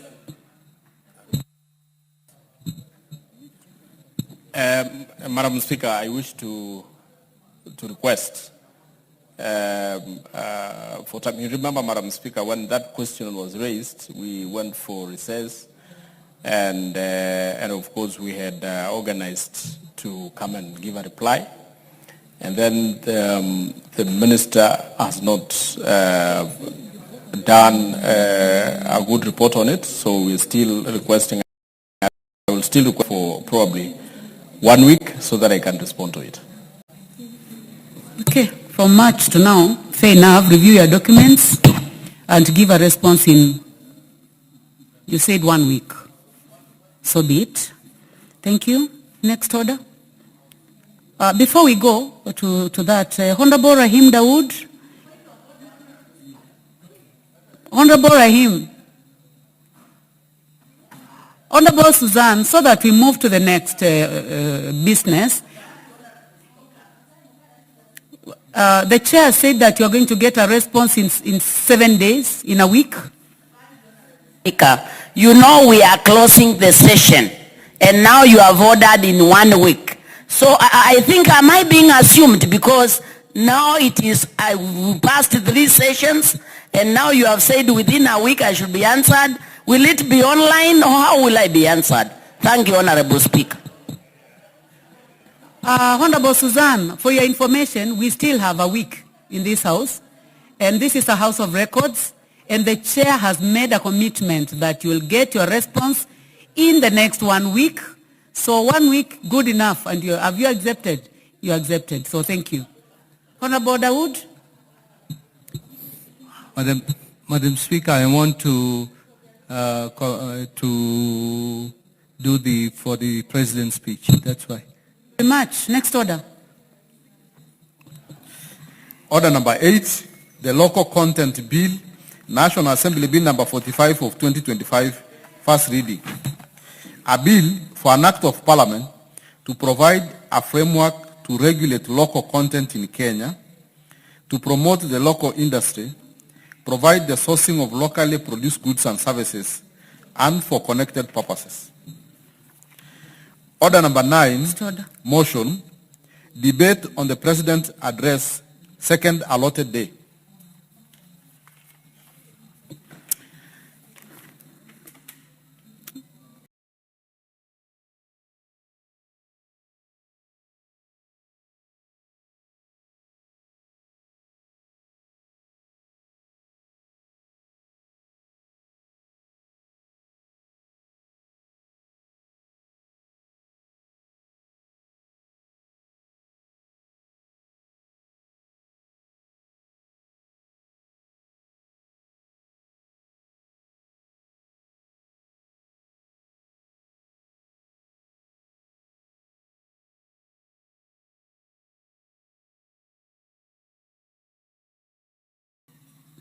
On a trajectory to move this country from a third world into a first world, the Singapore of this world. I would like to specifically look at on the issue of infrastructure fund. That fund will be the injection that has been required and has been lacking for us to be able to develop. Looking at the proposal that will come to this house, setting an infrastructure fund of about 5 trillion Kenya shillings will actually spur economic development in this country. It will actually be an investment to our roads. It will be an investment to our railway system. It will be an investment to our airports, which I dare say is like the ancient, the 19th century airports, looking at other international airports outside the world.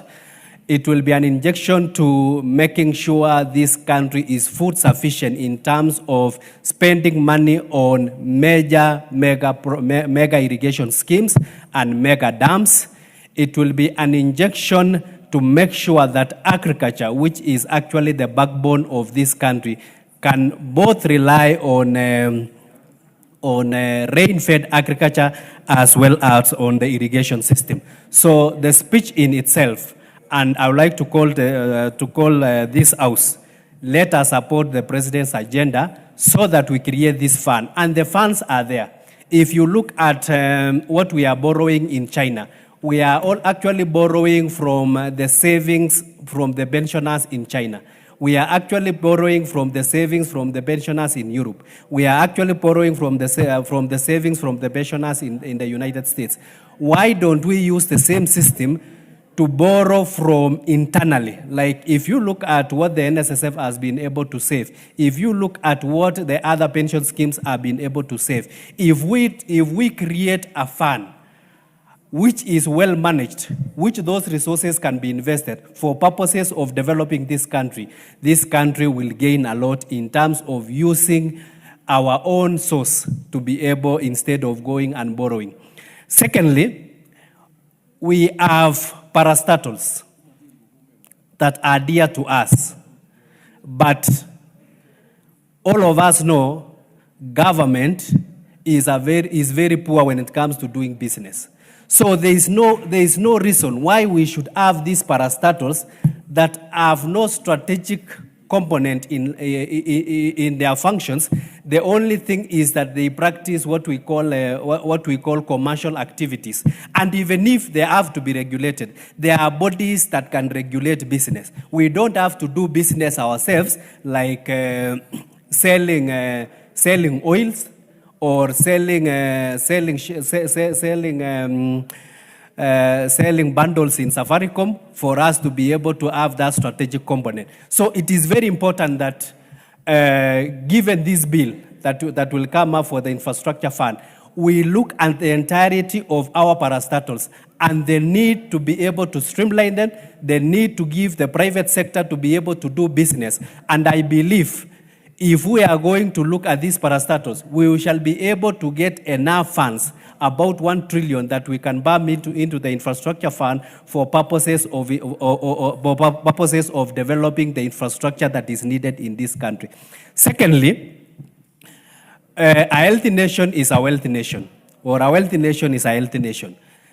If you look at the reforms that are coming up in SHA, and the strategies the government has put to make sure that all the indigents are registered, all of us should come together to make sure that all Kenyans, whichever they are registered and become members of SHA, so that finally we can be able to offer universal free health care system.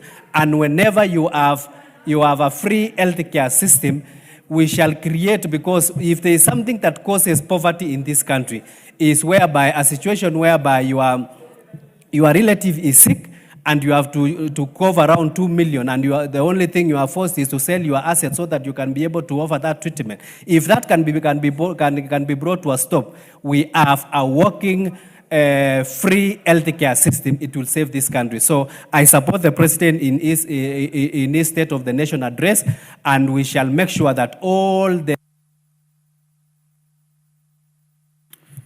Thank you. The Honorable Robert Mbui, member for Kaviani. Yeah, thank you, Madam Speaker, for this opportunity to also make a contribution on the State of the Nation address by His Excellency the President. Madam Speaker, first I want to say it's very important to note that there are specific things that the President is supposed to address, and that is a report on the measures taken and progress achieved in the realization of national values and principles of governance. He's also supposed to deal with the issue of the progress made in fulfilling international obligations of this republic, and then also the state of national security. So it's very specific.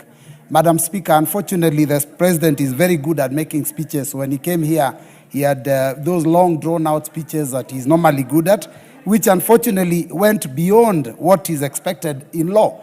And being an excellent marketer, then I saw that people were excited that what he was doing was maybe the right thing. But I want to say it is very specific. Our Constitution is very specific on the things that he's supposed to have been doing.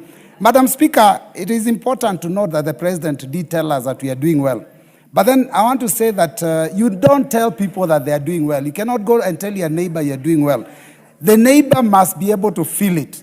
You know, parents are unable to put food on the table. Parents are unable to take their children to school and pay school fees. Unemployment is at an all-time high. I don't know how then you can tell us that we are doing better. And the reason we are unable to feed our families, Madam Speaker, is because we have less disposable income. Because in the 3 years that this regime has been in power, salaries of Kenyans have gone down 6 times. 6 times. So we have less disposable income. We are unable to feed our people. But then we are being told here that we are doing better, the country is doing better, we are much better off. It's very unfortunate. Now, the only thing I can say, I can give this regime is that they're very good at cash handouts. They've been going all over the place. I don't know, public empowerment. In campaigns, we are seeing them dishing out, handouts. But you cannot develop a country, you cannot move a country to the first world with cash handouts. Now, I want to go specific to the issues that are supposed to be addressed by the president. On the values and principles of good governance, that is Article 10. And I'll start with one, which is transparency and accountability. The president did cite Singapore.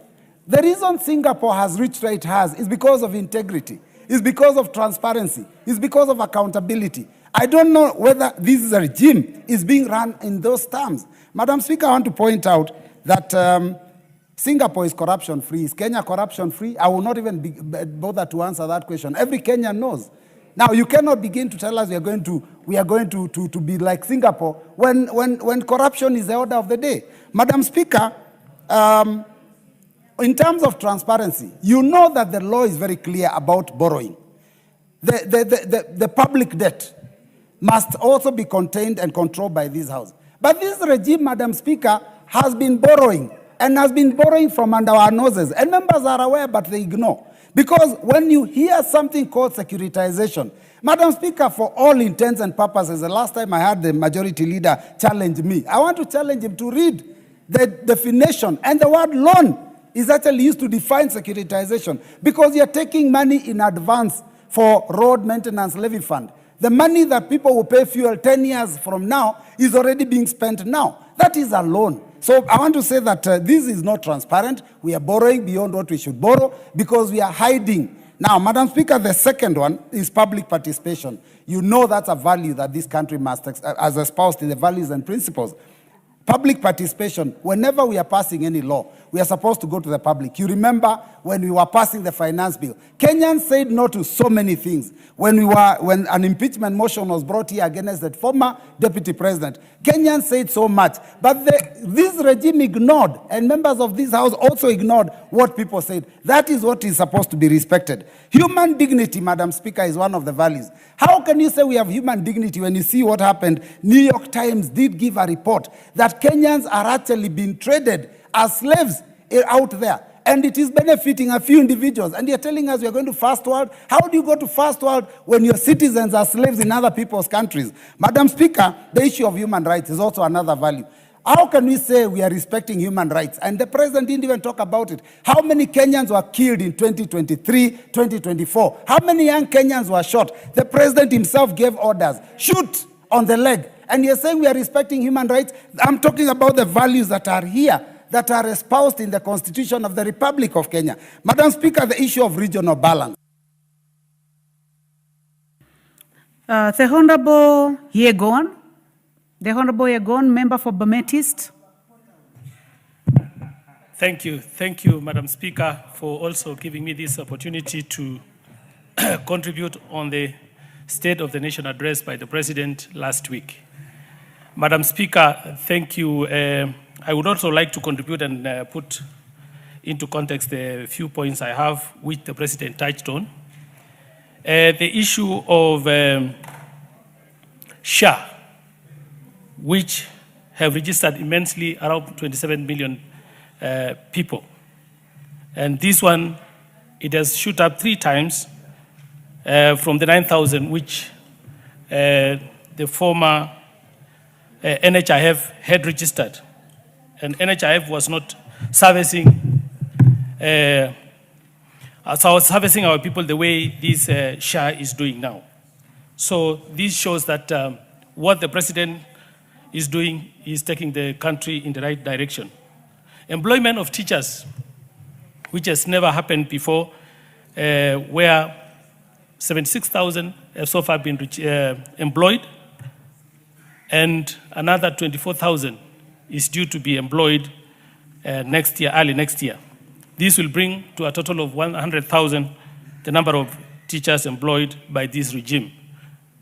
In a combination of maybe around 3 or 4 regimes, it has never happened this much. This is showing that the President has got a good plan for this country and also for the people of this great nation. When it comes to housing, you have seen the robust infrastructure building of the affordable housing, where it has culminated in employing so many young people in this great nation. Over 300 individuals have so far been employed by this administration because of the plans of the president. He mentioned all that, and this is what is in the public domain, and we cannot deny all that. The infrastructure which is going on across the country, Madam Speaker, this, if you check on across the whole country, the president is doing the right thing by trying to unite the country. There is no place which is saying that I didn't get vote in this area. You go across the country, infrastructure is going on, new tarmac roads, the electricity is going on. Another thing is the issue of dams. He talked about the rain-fed agriculture, which has been going on for a long time. Is now going for us to harvest water by creating a lot of dams, which he mentioned in the State of the Nation address. And these dams is going to help in a very great way in irrigating the farms in the areas where there is no rains, and thus increasing the production of food and giving security to the food, the agricultural basket. We have seen also the issue of the Kenyan currency. Kenya shilling has stabilized at 129 against the strong currencies like the US dollar, thus giving the confidence to the people who are doing business in this country because of the stabilization of the currency. There is no fluctuation of the currency, thus giving confidence to the people who are doing business in this country. There is also the ESP markets, which he has decided to do across all the counties in this great nation. It is happening in every constituency, and this is going to go a long way in helping our business, young business ladies and gentlemen and everybody coming from our counties, which is going to protect them and give them security and protect them from the harsh weathers like the rains, when always they are doing on the sides of the road. I want to beg and say I support the presidential address last week, Madam Speaker. Thank you very much. Thank you. The Honorable Barto, Professor Barto, member for Moiben.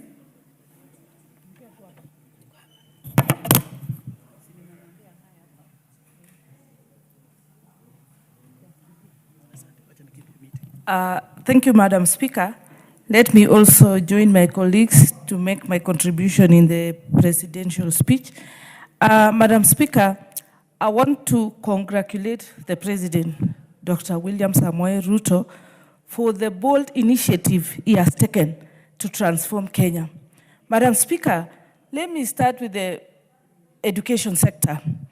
All along, we had been graduating students, or our young people have not, our system of education has been generating people who are not employable. And as a result of transforming the education system from 844 to CBC is going to go a long way in making young people who are able to do what they study, who are able to employ themselves. And I say congratulations to the President. Madam Speaker, the funding model, our universities have been going down. So many years we have had lecturers, students in the streets. Universities are not able to pay. They are not able to carry on with their programs because of scarcity of resources. Madam Speaker, the transformation of the education system and the funding model has enabled the universities to go back and concentrate on what they know how to do better, and that is transforming young people and transferring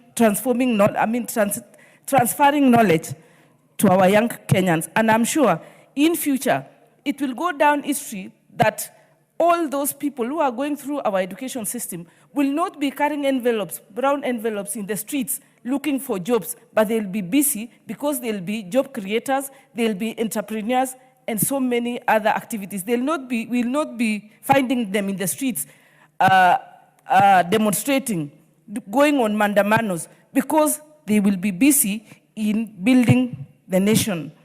Madam Speaker, I come from Uasin Gishu, the breadbasket of Kenya in terms of agriculture.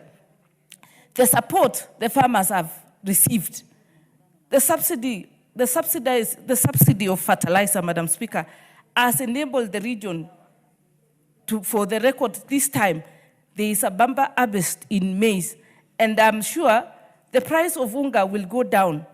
And building the capacity of farmers, enabling them even to divest and go to other crops like coffee, is something which my people of Uasin Gishu now are appreciating. And I know in future, it will improve the economy of that region. Not to mention the infrastructure, the road infrastructure, Madam Speaker. A case in point is the Rironi-Malaba Road. Last year, during the festive season, travelers got stranded in between Naivasha and Nakuru, to an extent that some children they decided to start playing soccer because of the traffic grid. The vehicles were stuck for 72 hours. They were not moving back or forth, and it reached a stage when they decided, I think the children got tired, and then they decided to just entertain themselves and play soccer. That is, dueling that road from Rironi to Malaba, Madam Speaker, is a masterstroke, and it is going to enable us, or enable travelers, move with ease. A case in point also is my own constituency, Moibeni. All along, we have had roads which had been in bad state for a very long time. They had been earmarked for tarmacking. They had been budgeting and rebudgeting, and no movement, nothing happens. But Madam Speaker, I can tell you for now, my people are very happy because the Tachasis Chebiemit Road is going to be tarmacked. The Kaplogoi Birika Road is going to be tarmacked. The famous of Pande Road, which is the only, which is a road in town, in the city of Eldoret, it's a Maram Road, is going to be tarmacked. Kabenes, Koisagat Road is going to be tarmacked. And I'm just giving a few examples in my...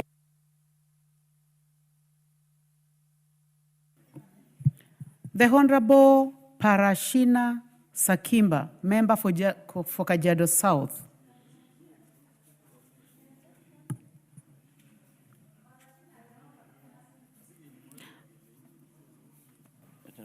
The Honorable Victor Koech, member for Chepalungu. Is the Honorable member in the House? You're in the House? Yes. Oh, please proceed.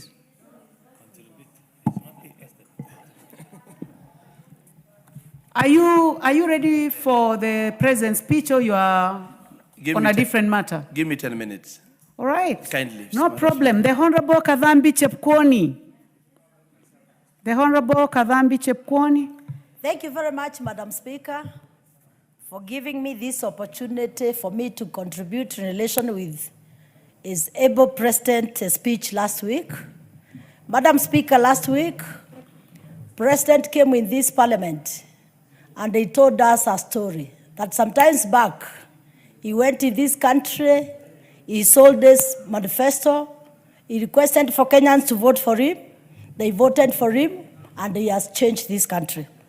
Madam Speaker, as I stand here today, I want to congratulate His Excellency, the President, Dr. William Samoei Ruto, for what he has done in this country. Madam Speaker, being a member of Parliament in Ijoro constituency in Nakuru County, what His Excellency has done in this country, we really appreciate. He has touched many lives as he has done a lot of work in different corners of this country. Madam Speaker, there is no Kenyan in this country who has not seen the affordable houses in this country, which are changing lives of Kenyans. Madam Speaker, we are also happy that we are seeing the first time When women can have good places for their works. We have seen market in this country. And Madam Speaker, as I stand here today, I'm one of the beneficiary member of parliament having 3 markets in my constituency which are ongoing. We cannot forget the wrongs which are happening in every corner of this country. We had a challenge, Madam Speaker, where the contractors had ran away from the roads, but they are now back because the same president has made sure that there's allocation of funds and we are seeing a lot of works going on. We cannot forget, Madam Speaker, one of the success stories, Excellency, the president has done in this country. We have seen employment of the teachers almost now turning to almost 100,000, Madam Speaker. We cannot forget, Madam Speaker, the life-changing of the TVET for youths in this country. We really appreciate, and I'm saying that because I'm talking as a model in Nakuru County, that one of my big TVET, which was launched by the president last year, July, has really transformed.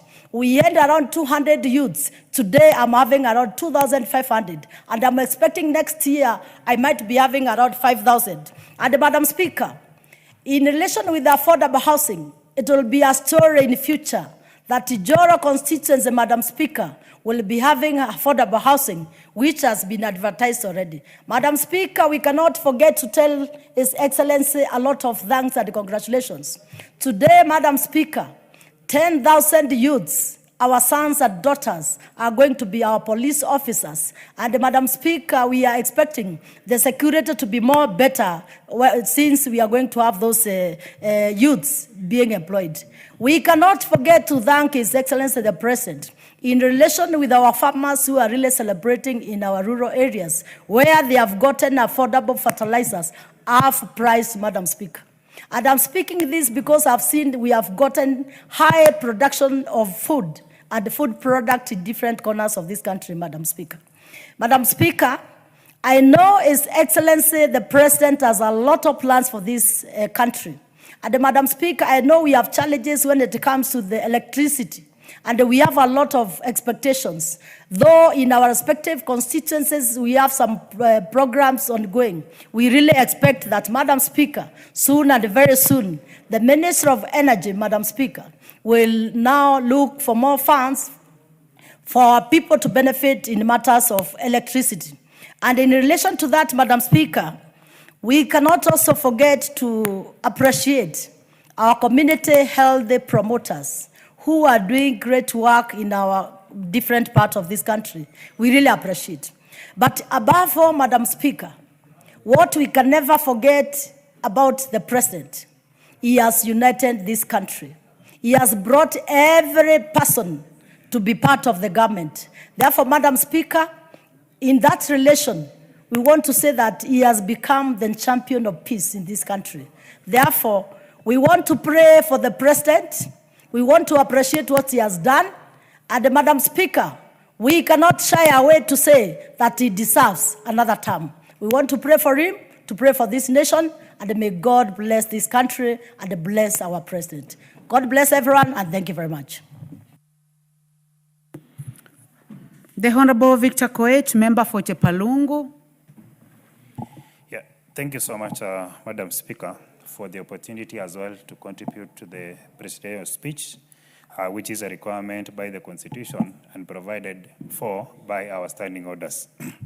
Honorable Speaker, while the President was here to address the nation on the progress that we've made as a country, and equally to give us remedies going future on what we can do as a country so that we can make progress, he highlighted 4 priorities. Among them, Honorable Speaker, is education, transport. He also talked about logistical issues. The President as well talked about energy and irrigation. Honorable Speaker, His Excellency the President of the Republic of Kenya, to achieve this, he clearly stated that he wasn't able to do this in his first year, in his second year, because first he had to do the first things, which is to recover our economy. Which, Honorable Speaker, all Kenyans, including ourselves, are able to see that the economy of our country has improved. That is witnessed by stability of our dollar against the Kenya shillings. Honorable Speaker, equally, the inflation rate in our country has come down considerably. That is a clear indication that the economy of our country is now improving and moving towards the right direction. Honorable Speaker, going into energy, and on October around 25th thereabout, the Ministry of Energy, through the Kenya Power and KenGen, announced a new peak demand for our power, which is a clear indication that we are doing poorly and we should generate more. I am happy that this House recently, like 2 weeks ago, we passed a recommendation by the Committee of Energy to remove the moratorium that was actually not doing good, and Kenya Power was not able to enter into any new IPP. Neither EPRA was able to issue any license for generation. Honorable Speaker, if we want to invite investors and anyone who want to participate in industry or industrial works, if we want to invite investors and to attract investors to our country, then we should have cheap and very reliable energy. The way to go, Honorable Speaker, is to attract more IPPs and to issue more licenses so that generation can pick up. Honorable Speaker, on the issues that the President touched on this House,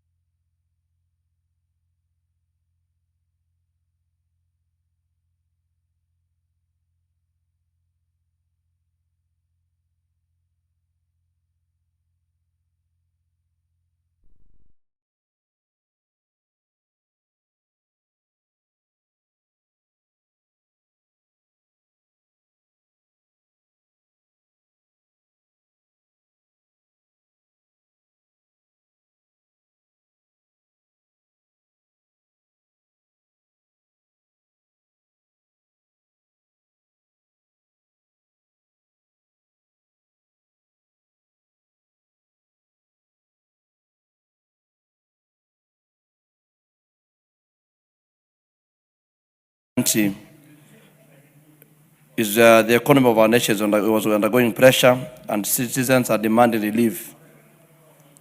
And honestly, Madam Speaker speaking, it is good to stand on what His Excellency was able to speak about. It is about the biggest achievement that we are able to see is a program that he has on the 5 trillion national transformation agenda, focusing on infrastructure, energy, and even irrigation. As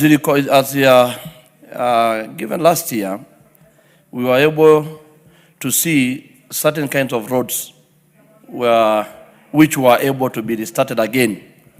And the roads are able to connect our regions from different regions in this country, which is commendable, giving us a surety on even, there are stalled projects that were not done since 2023, but now they are ongoing. And its program on the 5 trillion, many people are talking and saying, is it possible with faith and plans which have been set aside, a clear indication that those things are going to be achievable. Today, if you want to go to talk about the issue of energy, we have even to the rural areas. For example, in Kajiado South, rural areas have been, through REREC, we are able to benefit in electricity, which we need also to appreciate. In terms of infrastructure, there's a road that connects us Taveta and Kajiado. It's also ongoing. The road has not been started for many governments which are there before, but through the president, that road is ongoing. I also comment on the issue of the new establishment of State Department for Research and Innovation. For any modern growth of an economy or a country to be in a modern competitive, not only in the region but in the entire world, then you can never do without research. And His Excellency the President, having started that one, is a clear indication that our economy is not only doing on what is in paperwork, but again, many things have been done on research on the same. And it has come out very clear that physical discipline is a key importance in the growth of a country. We have taken a little time, people complaining about they are not seeing circulation of money in the economy, but today we can able to say we are able to move without borrowing as it used to be before. The proposed expansion of healthcare, basically towards the cancer patient, from 550,000 to 800,000. This is Kenyans have received it in a very happy mood. And the people asking themselves, if today a cancer patient can be able to access 800,000, people can now get their life back at stage 1 and stage 2 of the cancer. So which also, it came clearly during the presidential address. We need also to understand and see the boost and how he's handling the issue of agriculture in the speech. And irrigation is the key way to go. I don't want just to mention my constituency or the regions we come from, but a lot of irrigation projects are ongoing. And at the end of the day, you'll see with the issue of the rains that we cannot able to decide when the rain can rain, then irrigation is the only way to establish and stabilize issue to do with agriculture. Madam Speaker, it is upon this House now to able to do their oversight role. Under Article 95 of our Constitution, that enable us to hold the executive into account. The President has already said, as I conclude, but something needs to be done on our oversight role. Thank you, Madam Speaker. The only issue that I just wanted to emphasize is the issue of comparing Kenya with Asia and Singapore.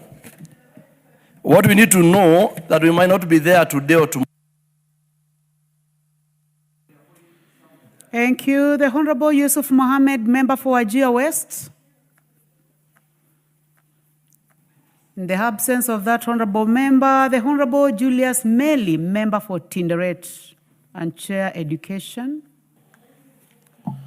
Thank you, Madam Speaker. Madam Speaker, I rise this morning to contribute to the President's address to the nation, which is actually a constitutional requirement specifically put forward by the drafters and Kenyans that each and every year the head of state is going to address the nation on the pertinent issues that are running across the country, and more importantly, on the state of the nation in terms of progress made, in terms of the national security, and more importantly, on international obligations that the Republic has entered into. Honorable Speaker, the President's address was one of its kind. It was an address that, that gave us the vision. It shows courage. And it was actually an address that was giving the direction under which Kenya has come from and where we want to go. Honorable Speaker, Madam Speaker, the President's address actually looked on 4 main issues. And to look on those particular issues, it looked at Kenya before, earlier on during the independence period, the progress we have achieved, and more importantly, what we have done today. Madam Speaker, the issues raised by the speech, and more importantly, the President, were very, very particular, trying to address one, that when we got independence as a republic, our founding fathers stated that the 3 main ills that we suffered were actually poverty, illness, and illiteracy.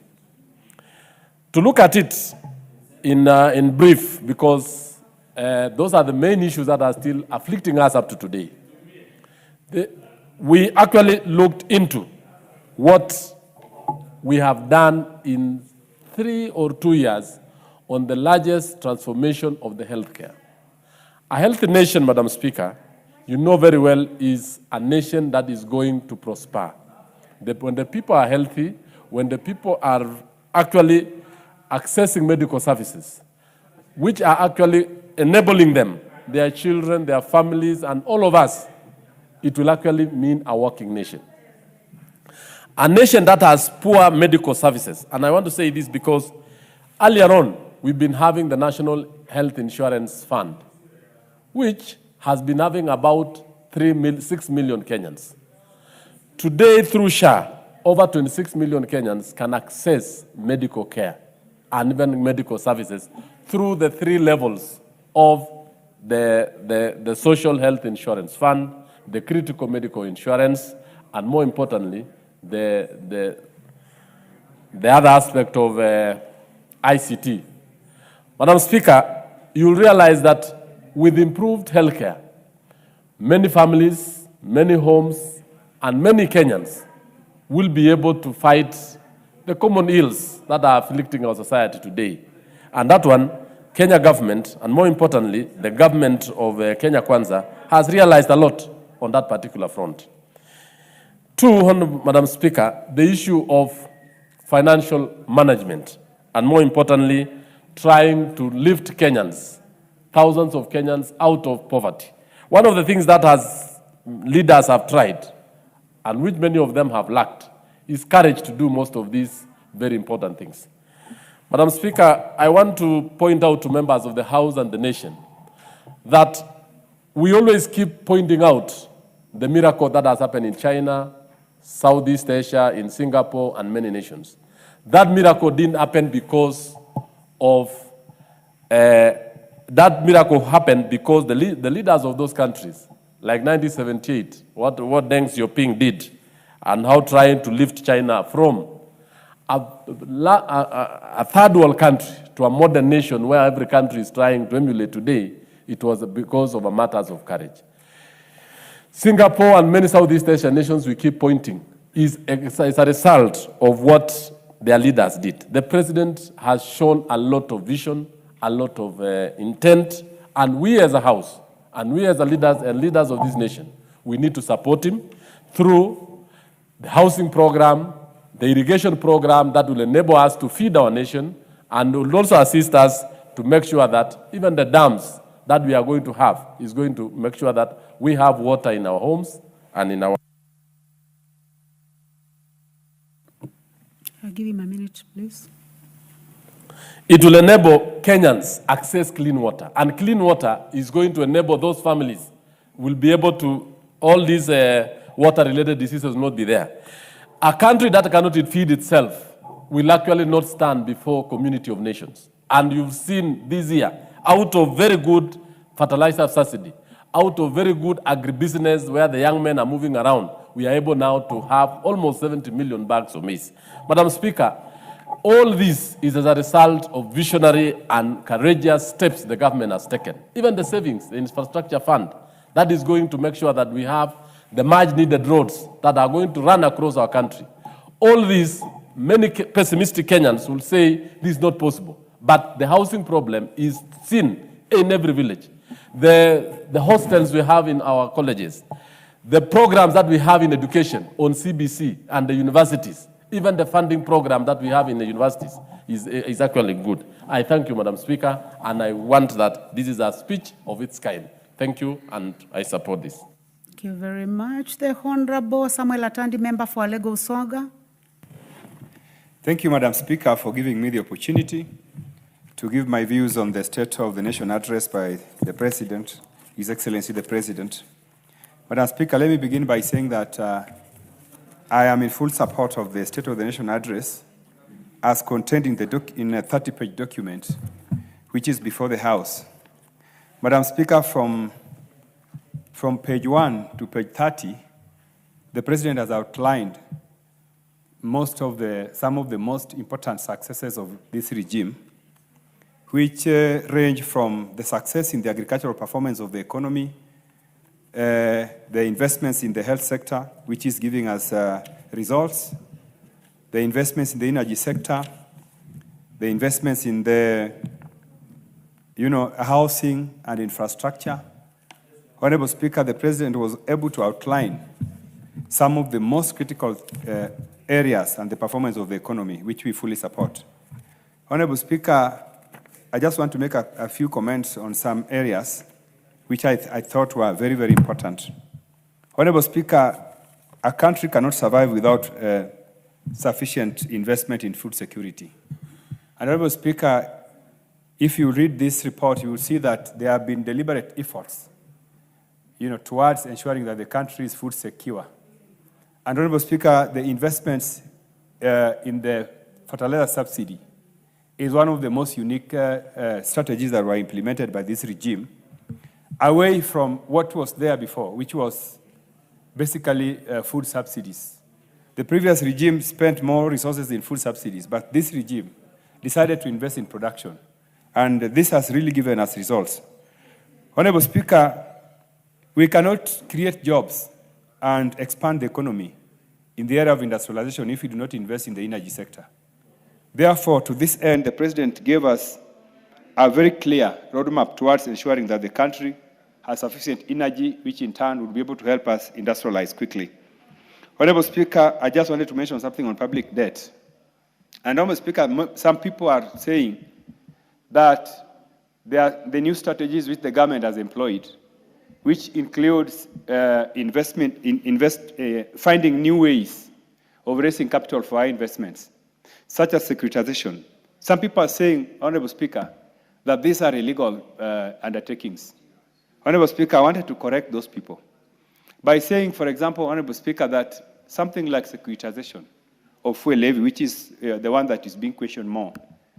This is a program, Honorable Speaker, where private investors are themselves coming in to give the government resources in an arrangement where fuel levy, a portion of fuel levy will be used to fund them later. This is something which you cannot do if there are no sufficient legal safeguards. Because a private investor is, first of all, keen that the resources they're putting in a program, they will be able to recover those resources. So for some members of parliament to articulate that this is an illegal program, I think this is really defeatist. And I think it shows how narrow-minded some of our colleagues are, especially when they are approaching, questioning some of these programs in a manner suggests that they are actually, thinking tribally. They are thinking tribally. They are not thinking about the impact of some of these programs to the people of Kenya. Honorable Speaker, there are so many contractors who were stalled. They were stalled for years. They went to court. They were even, they went to court and court awarded them some serious claims. Now, if you look at these serious claims vis-a-vis this program and the interest that we are going to pay for the resources we are getting now, it is not comparable, Honorable Speaker. So, Honorable Speaker, I want to stand here and say that there is no illegal borrowing program that the government is engaging in. These programs are not, these are resources that are coming from people, investors, private people, who have looked at the legal regime around them, and that's why they have developed confidence to be able to put their resources into these programs. Honorable Speaker, Kenya is one of the largest economies in Africa. We are actually number 6, after South Africa, Nigeria, Egypt, Morocco, Algeria. Honorable Speaker, I know we have our neighbors like Kenya, like Tanzania and Uganda. But let me point out, Honorable Speaker, that these are not our peers. Our peers are elsewhere. So when you are looking at making comparisons about the performance of Kenya's economy and our sisters in the region, you cannot do that. Because for example, Team, have 1 minute, please. Thank you, Honorable Speaker. Honorable Speaker, for example, the size of Kenya's economy. Our GDP is 4 times that of Tanzania and 5 times that of Uganda. So when you are, looking at the growth of our economy vis-a-vis these ones in the region, please make comparisons to South Africa, to Nigeria, to Egypt. Then you will see that if you make comparisons, the growth of those economies vis-a-vis our economy, we are actually doing better than our peers.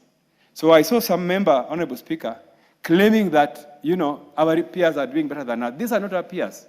Our peers are the countries I've mentioned to you. We are number 6 in Africa. And lastly, Honorable Speaker, Kenya is on the right track. Kenya is making very good, positive progress. And I want to thank the President for being bold. Some of these programs which the President is implementing, Honorable Speaker, you really have to be bold to do them. If you are a coward, you'll never do it. Thank you. Your minute is over. The Honorable Timothy Toroitich, member for Marakwet West.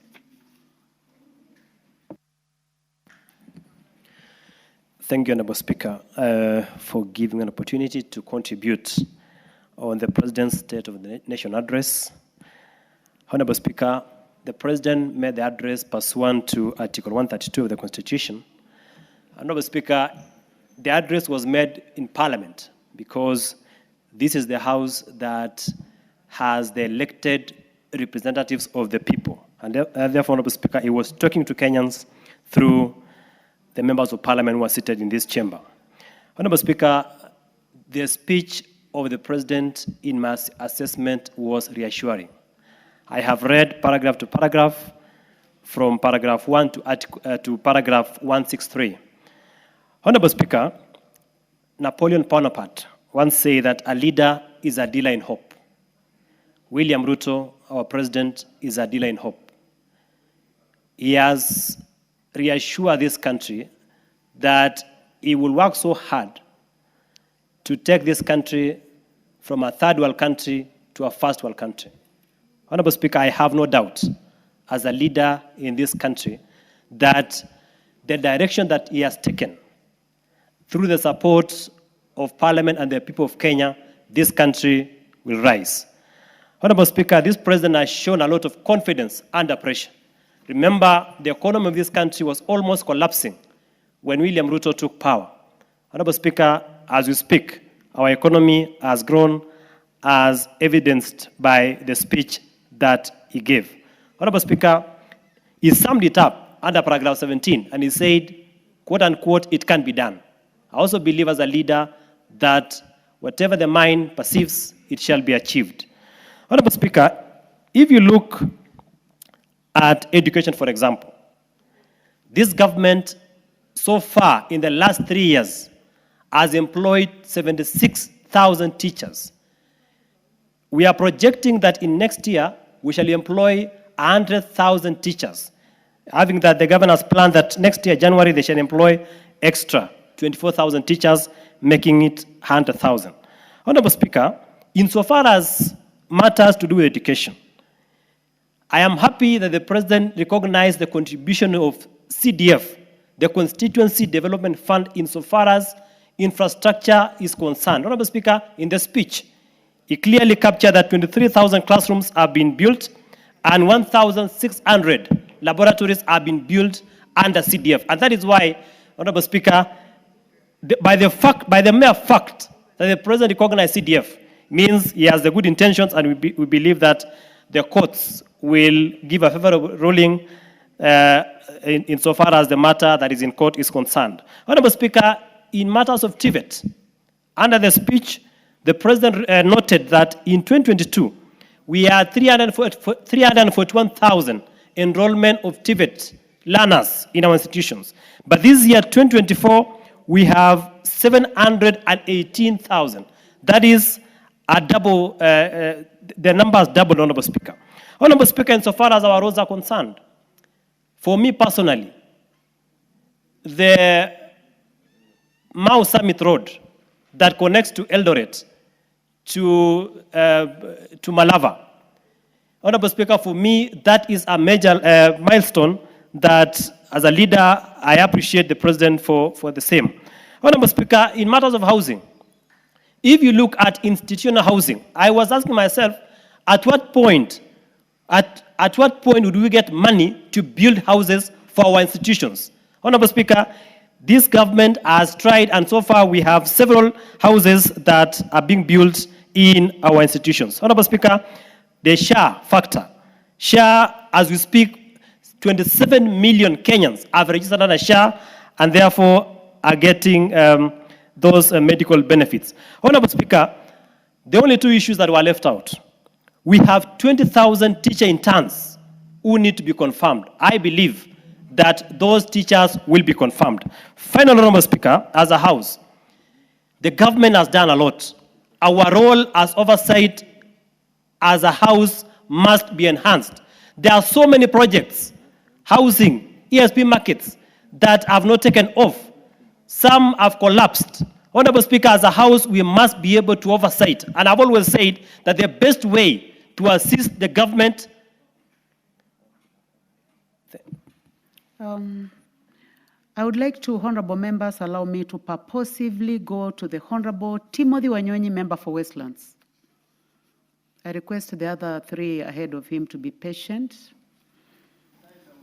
Thank you, Honorable Speaker, for giving me this opportunity also to contribute to this speech of the President.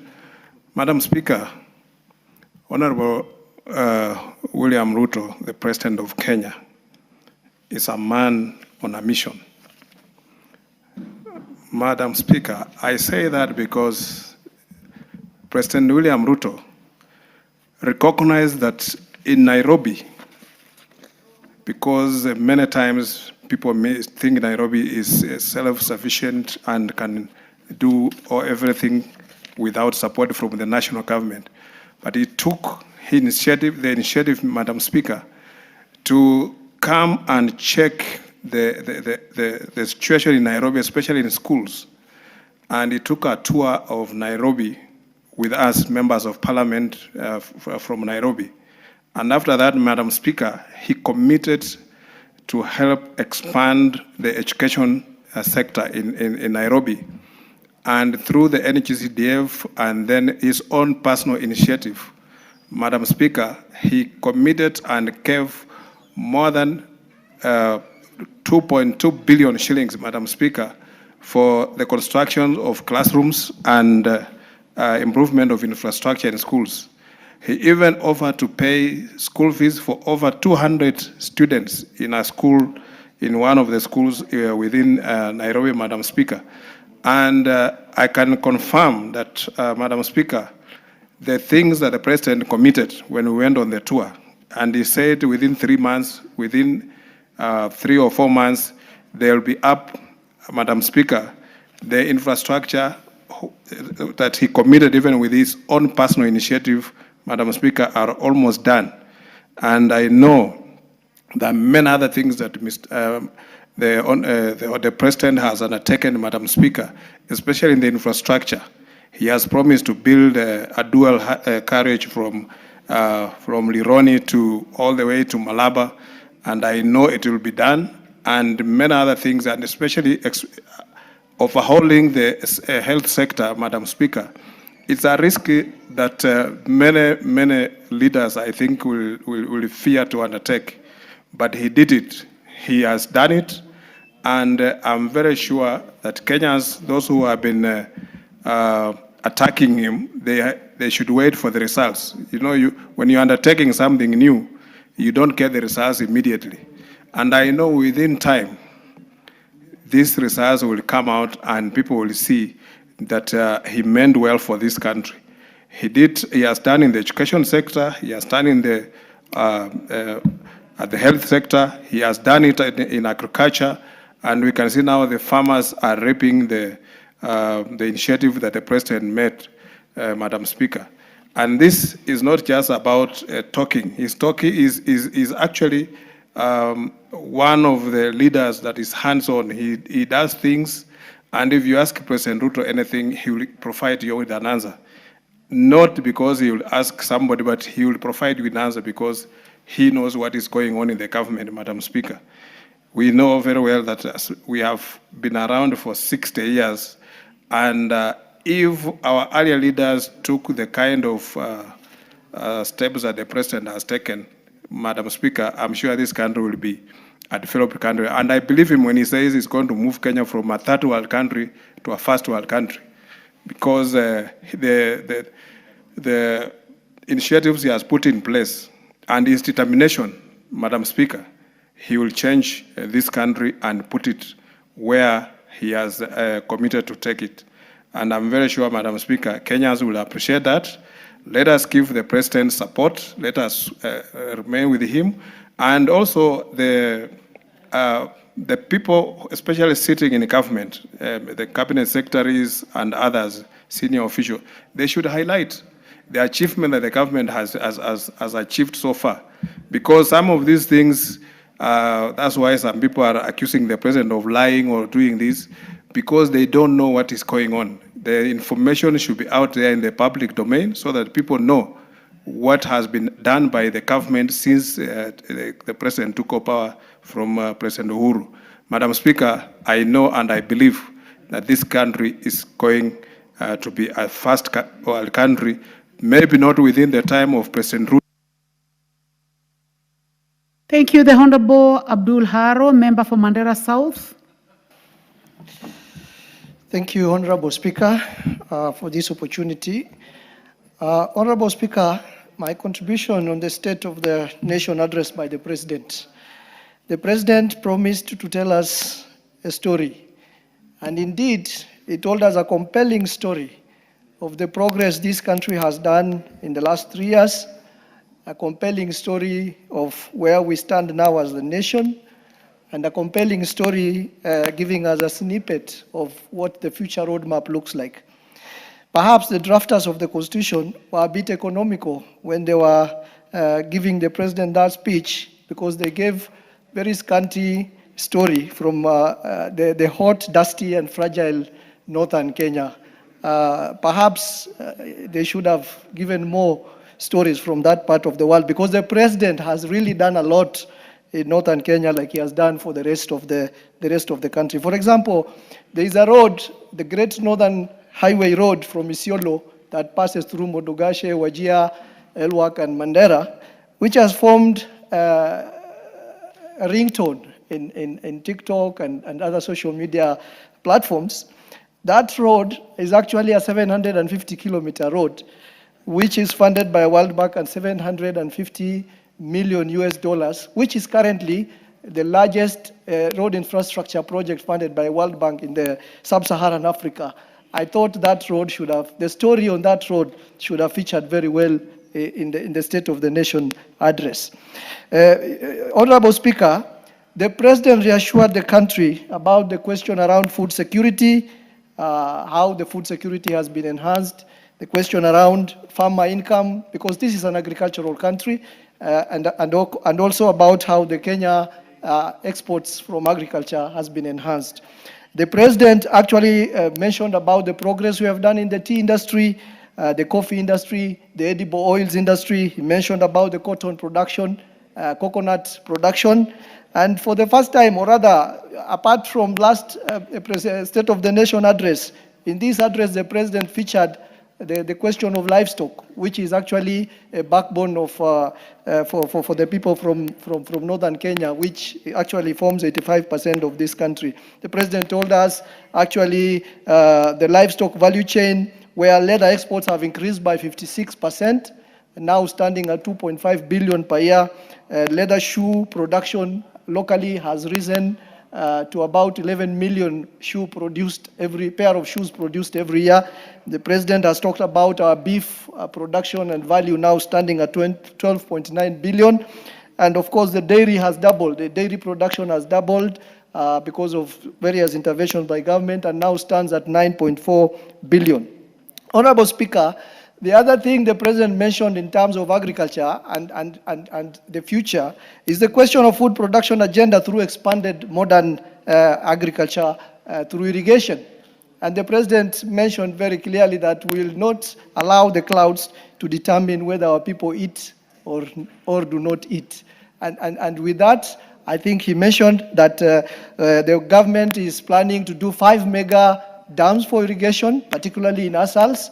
And one of the dams I'm happy to mention is in my county, which is the Malkamari Dam. And then the other dams, like for example, the Basilinga Dam in Isiolo was also mentioned, and the Sigli Dam in Garissa, the other dam in Machakos was mentioned, that is Yatta Dam. The other dam in Narok was mentioned, and the other dam in Elgeyo Marakwet was also mentioned. I think if those dams are done, the food production question would be a big thing. Because I can see the light is on, Honorable Speaker, the other thing that I thought the President should have mentioned, which as the country is doing very well, but it's not mentioned, is the question of insecurity, particularly in northern Kenya and our borders. We have a lot of peace now. We have very little ethnic conflicts going on, and our borders are safer today. And I thought the President should have mentioned that to the country so that we all know the progress that have been made and the achievement that has been made in that area. Thank you, Honorable Speaker. Thank you. The Honorable Rahim Dawood, member for North Imenti. Thank you, Madam Speaker. Madam Speaker, first I wish to congratulate His Excellency the President, William Ruto. What he said last week was very, very up to speed.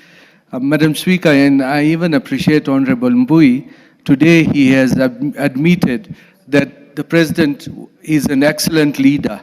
I was even surprised it coming out from Honorable Mbui saying that, and hopefully he'll come to our side in the near future.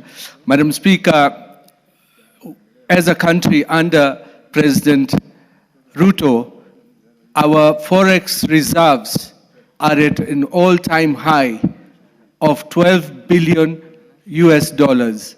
Madam Speaker, we are only supposed to have a maximum of 4 months cover, but we have exceeded the 4 months cover, and it has never been as high as it is now.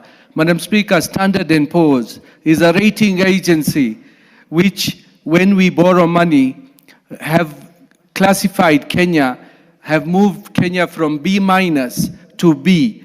Madam Speaker, that is because we have not defaulted on any funds we have borrowed. And that is a very plus point for our President, because his administration has managed in many, many years to raise the profile of Kenya as a good borrower. And when the infrastructure fund, the funding which was there before the Eurobonds, and we should note that it is not the government of William Ruto which borrowed all those funds, the Eurobond funds and all that. It was the previous administration. It is just a case that we are now paying over $1 trillion shillings in borrowing costs with interest and paying the principal. So we are laden with a lot of debts from the previous administration. And when one of our colleagues said we are borrowing, we have borrowed so much money, but how do you expect to pay what was borrowed earlier if we do not borrow and pay our debts? Madam Speaker, the presidents in this regime, we have got fertilizer, the subsidized fertilizer. Madam Speaker, the subsidized fertilizer has gone a long way to improve the agricultural capacity of this country. And with that, we have now raised the output in maize and other products as well. We've got the tea, like from my constituency, and coffee. The prices have gone more than, I think it's more than 50%. The prices have gone up. in tea and the bonuses together with coffee as well. So, Madam Speaker, our president has dared to dream. He did not have to do many of the things which others failed to do because they were scared of the consequences. Our president has dared to dream, and he's trying to make things work for this country so that we can move from where we are. I would not want to call us a third world country. I would want to call us a developing country, and we want to now go to the developed nations. We should be in those categories, because when we say third world, we are just being right at the bottom, and which we should not. I think we should be above that. Madam Speaker, the other thing which this regime has done has employed 76,000 teachers. That is more than the teachers which have been employed by previous regimes. And Madam Speaker, let the pessimists give us would they want to do with all the things which the president has done, because it's no use just criticizing President Ruto and not giving alternatives. Let them give us alternatives of how we are going to revive the economy, because the economy, the way it is going, it is being revived, and we are going to be amongst the best in Africa. And I hope in a few years, by the time we finish with President Ruto in 2032, we will be amongst the developed nations of the world. Thank you, Madam Speaker, and I support. The Honorable Lisa Chelule, member for Nakuru County.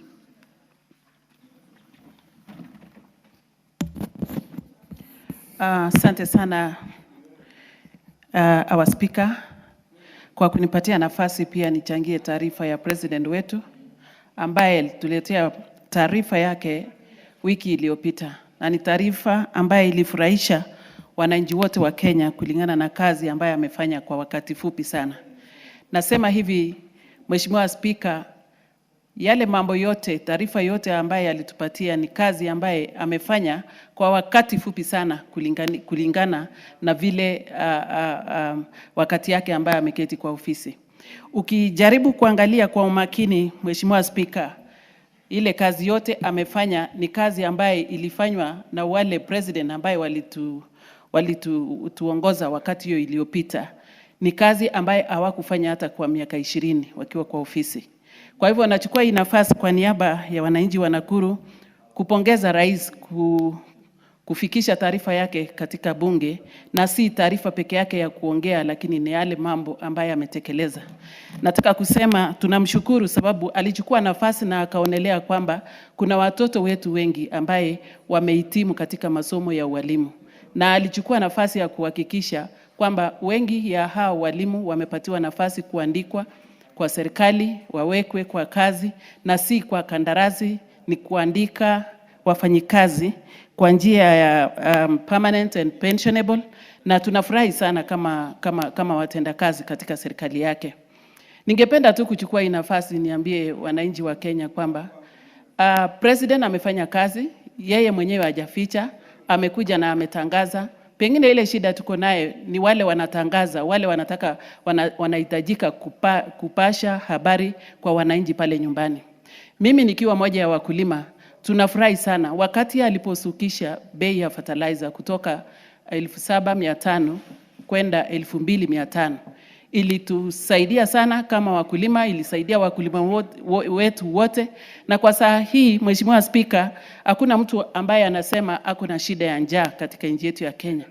Pengine ni yule tu hajapenda kupanda, hajapenda kwenda kwa shamba. Kwa hivyo napongeza rais sababu hiyo ilikuwa njia moja ya kumaliza mambo ya njaa katika nchi yetu ya Kenya. Sababu watu wakiwa na njaa hata wana amani. Kwa hivyo siku hii tunapoongea kuhusu taarifa yake, ninajua kila mtu wako na amani sababu wako na chakula ya kutosha. Nataka kusema mambo ya amani katika nchi yetu ya Kenya.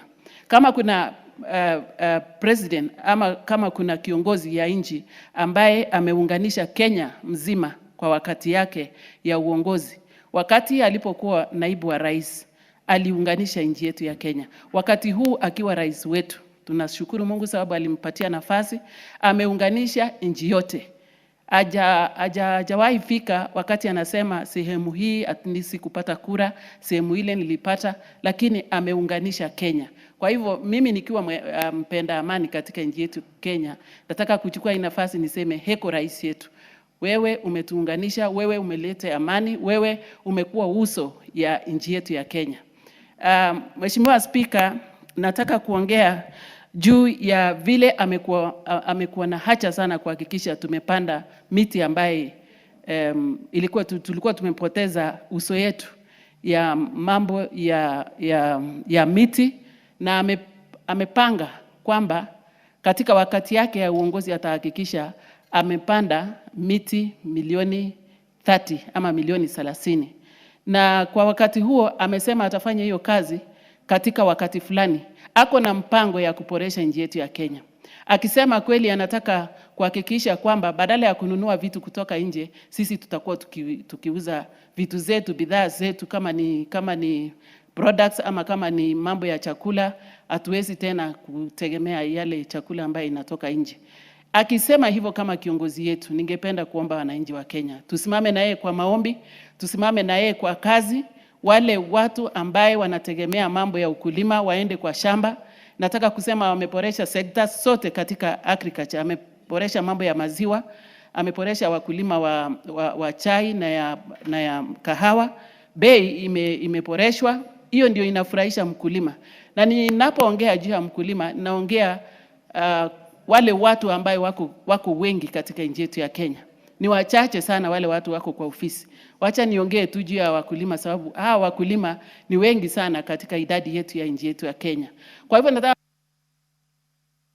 Asante. Mheshimiwa Catherine Omanyo, ulizungumzia swala hili jana, kwa hivyo utaweza kuzungumza tena. Nitaenda moja kwa moja kwa mbunge wa Lafey ambaye ni Mheshimiwa Mohamed.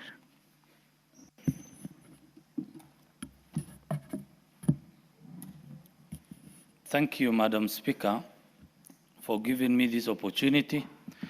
I rise to contribute to the State of the Nation address by His Excellency the President. Madam Speaker, I want to go on record by thanking the Kenyans who have elected His Excellency the President of the Republic of Kenya, because the President address was one of the best address ever delivered to the Kenyans, Madam Speaker. Madam Speaker, the President went ahead and unite Kenyans and give us a broad-based government, a government that is really delivering to Kenyans. Madam Speaker, His Excellency took a bold decision.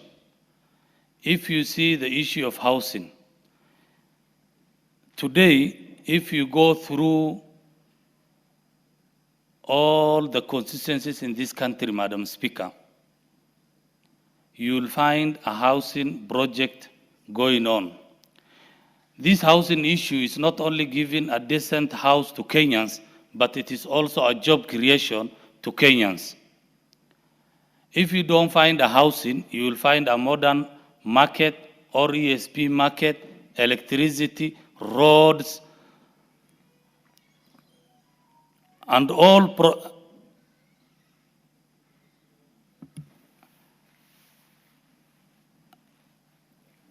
if you go, as I have said, Madam Speaker, if you don't find my constituency today a housing project, you will find an ESP market, you will find a road being constructed. So that is the kind of the promises he made His Excellency during his campaign, and he has really delivered to the Kenyans, Madam Speaker. Madam Speaker, many Kenyans are debating today by telling Kenyans that the data given by His Excellency the President, which data is correct, the one of the President and the one of the KNPS. At least we are in a place that at least we have made a progress, that Kenyans are making now debate of the progress made by His Excellency the President. Madam Speaker, I come from a region that has been a region that for so long has been denied the issue of ID. We have been discriminated. But I want to thank to His Excellency the President. He has made a bold decision and said Kenyans are one. There is no region A, region B. Now we are enjoying the fruits that the other Kenyans, the other regions are enjoying, courtesy of His Excellency the President, and I want to thank His Excellency the President. That is why, if you see a single project being taken to Northern Eastern, today Kenyans are making funny about that.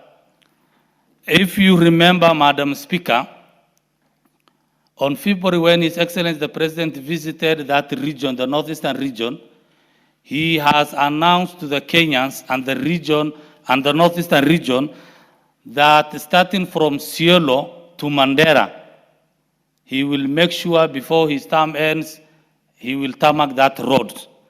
Immediately the Kenyans took fun because they never believed that this will happen. If you see the issue of teachers' employment, the region that I come from, Madam Speaker, before was a region that has been, other Kenyans were being employed there. They create an insecurity issues.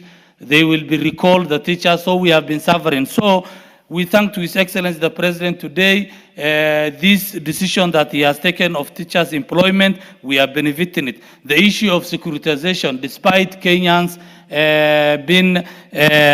despite the Kenyans criticizing this issue of securitization, Madam Speaker, but it is really working because the contractors are now back to the roads because of that securitization. Madam Speaker, with the issue of SHA, the members of... Thank you. The Honorable Mary Emase, member for Teso South. Thank you, Madam Speaker, for the opportunity to contribute to this motion. From the onset, I also join my colleagues in thanking the President for a great speech on the address of the status of the nation. Madam Speaker, I was watching the address, the President addressing the nation in Washington, in New York, and I was like, wow, what a great speech. That is my President. Honorable Speaker, when I want to tell Kenyans is that when the President says he wants to put Kenya to its rightful place on the map of the world on matters development, he doesn't only mean it, but he's walking the talk, as I will demonstrate shortly. Honorable Speaker, I have listened to some of my colleagues, the doubting Thomases, trying to actually demean and downplay the speech of the President on the national address. And I want to say, it probably is for reasons known to themselves, probably it's because of where they are coming from. But for some of us who are coming from regions which have never seen development, and have seen development today, we have tarmac roads being done in Teso South, in Busia County. We are seeing huge water projects. We are seeing institutions. Teso South did not have a single college or university or institution of learning. Today, we are proud that we are also part of Kenya. I want to say, Hongera Rais. Honorable Speaker, from my little knowledge in finance and economics, I know that for you to grow a nation, you must look at human capital. I'm talking about education and skills of your people. You must look at physical capital. That is the infrastructure, which includes the roads and technology. You must leverage on your natural resources. You must have a stable political environment. And we see the President being a symbol of unity, preaching for unity, trying to unite the whole country, and in his speech saying every part of this country must get development. Honorable Speaker, you must support and boost entrepreneurs. We are seeing it being done, and the President articulated it in his speech, supporting entrepreneurs through the Nyota program, the Hustler Fund, and so many other interventions. And Madam Speaker, you must support trade provide policy, legislation that encourages investors to come to the country and for trade to thrive. And I want to demonstrate how the president is working that, Honorable Madam Speaker. And allow me look at this from the perspective of the 5 key pillars of the Kenya Kwanza Manifesto. Honorable Speaker, when you look at human capital and people investment, because you can't take the country. I want to show Kenyans how the president is not just talking, but he wants to take Kenya to where he's saying through action, through effort, which is demonstrated, which is factored in the budgets and all other interventions. When we say education, there is a lot going on, massive investments in education, in science, research, and innovation. I do not want to go into the details. My colleagues have spoken of the number of teachers employed and what have you. We're talking about the creation of the State Department for Science, Research and Innovation to scale up STEM education. That is action. We're talking about the ambition to raise funding for research from 0.8% to 2% of GDP. And also mobilizing public and private resources towards that cause. You cannot develop and grow without investing in research and development, so that your budget is anchored on evidence and data. Honorable Speaker, I beg for a few minutes, because I need to explain 1, 2, 3. Honorable Speaker, on the same, he is also, like I've mentioned, supporting a lot on entrepreneurship. 2, on agro-industrialization. Food security. It has been mentioned. Please conclude so that you give others a chance. Yes, there is also a lot being done on MSME economy.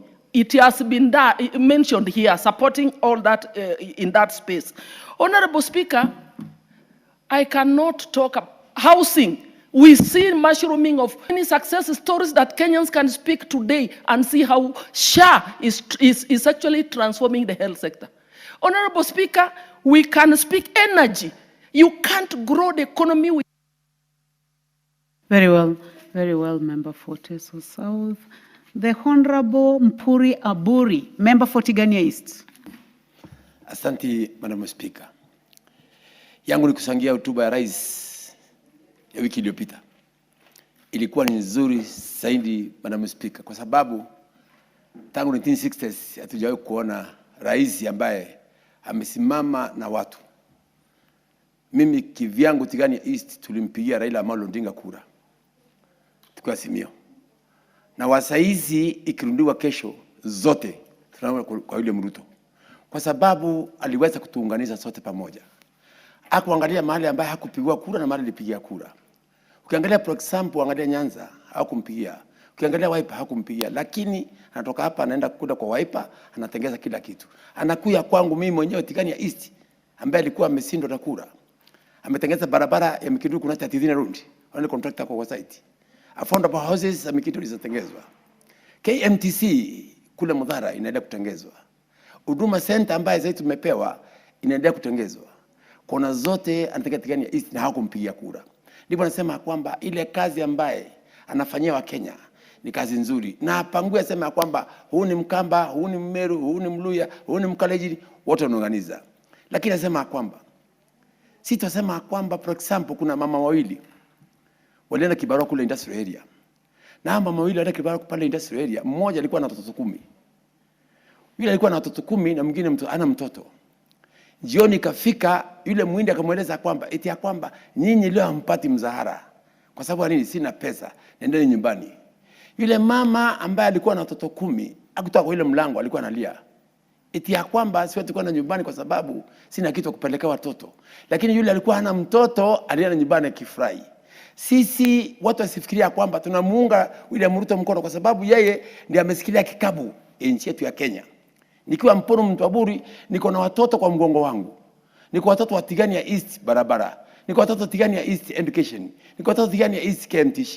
Niko watoto Tigania East Huduma Center. Niko watoto Tigania East ambayo nataka kuinuliwa. Kwa hivyo naambia Wakenya eti ya kwamba ukiona sisi tunasupport serikali ndio iko na kikapu ambaye inaweza kuinua watu. Yangu ni kusema kwamba niko na support kubwa ambaye nampatia William Ruto kwa sababu yeye ameweza kuunganisha Wakenya. Yeye ameweza kusema eti ya kwamba ana mtoto wa mgongo wala tumbo wote anaunganisha. Nikimalizia, Madam Speaker, Rais William Ruto, uliangalia hapa, aliongea mambo ya barabara. Mheshimiwa kutoka upande wa Moyale na Ngaliza na Marsabit pale amesema kwamba barabara zitatengezwa. Ukienda pale upande wa Waluya, barabara zinatengezwa. Ukienda upande wa mahali kuna ODM ambaye kumpigia kura, barabara zinatengezwa. That means huyu jamaa anaweza. Angalia mambo ya mkate. Watu walikuwa wanaandamana pana sufuria kwa kichwa. Watu walikuwa wanaandamana mambo ya mkate, akisikilia mkate, wasaizi iko chini. Angalia mambo ya petroli. Hata mimi mwenyewe nilikuwa nimehuzika kwa sababu petroli. Wasaizi hakuna mtu anaongea mambo ya petroli. Angalia ndole ya nchi yetu ya Kenya ilikuwa 140. Wasaizi iko tuko sawa.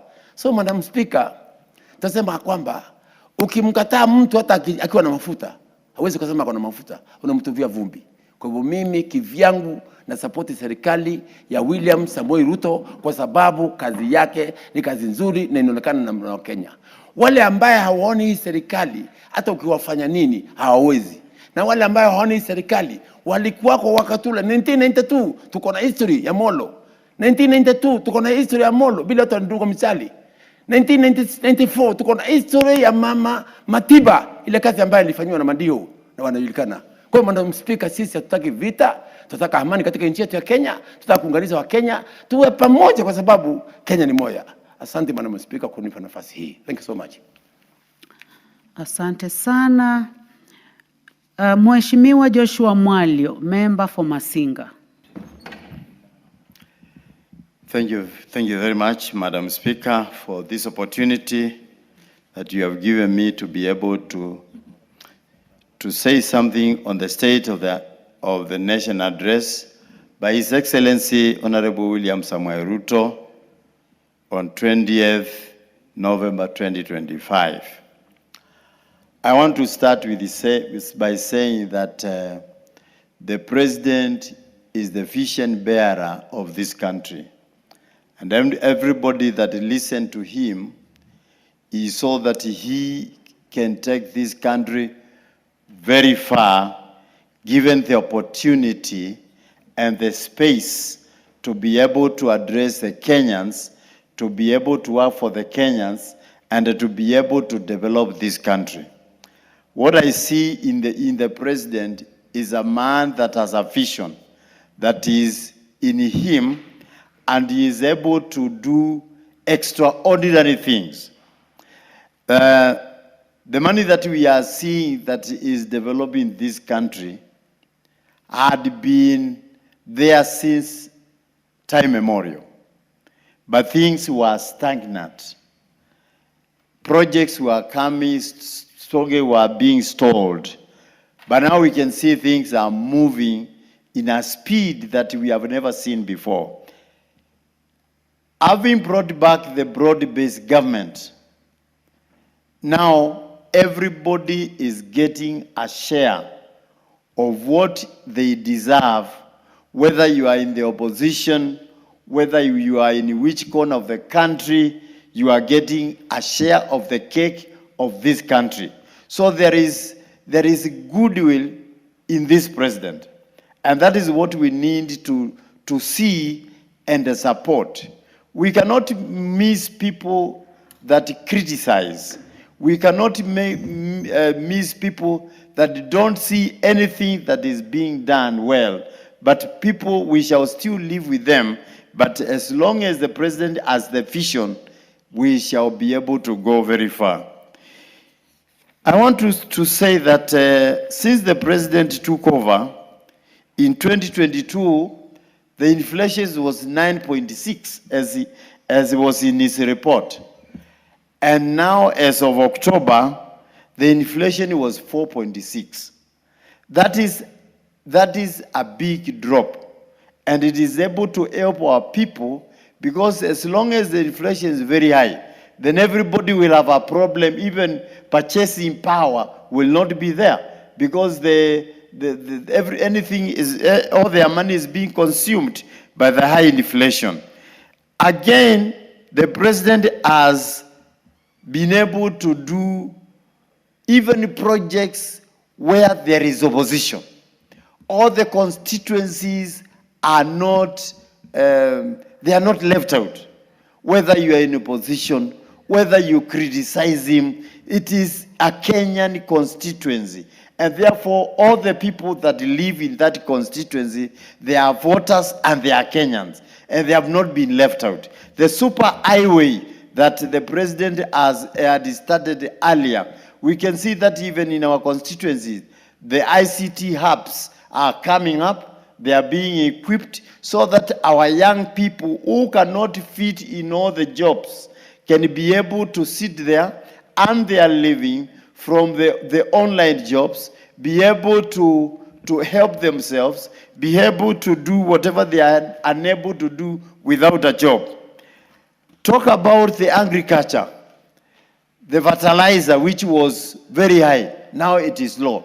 Even me, I'm a benefit of that fertilizer. I was able to get my number, and the fertilizer comes, and then we are notified. And we get the fertilizer at 2.5, so that we can produce a lot. The last but not the least, the Nyota. The young people are able to get money through the Nyota, which was launched the other day. And they are going to be able to, by the end of the year, in 5 years, they will have gotten 820,000 young people working with the money that has been given by the Nyota initiative. So let's support the president, because the vision that he has will take us very far to the first world, as he had been able to promise. Thank you very much. Thank you. The Honorable Joseph Lel Mengit, member for Mgwen. Thank you, Honorable Speaker. First, I want to congratulate and thank the President for his State of the Nation address that he gave recently. His role as the head of state is steering the country into the right direction. And they say, the Bible says, where there is no vision, especially in leadership, people perish. But we thank God for giving us the president, that he has the zeal, he has the power, and he has the strength, and also very intelligent in driving the agendas of this country and putting everyone in mind, from the young ones to the old.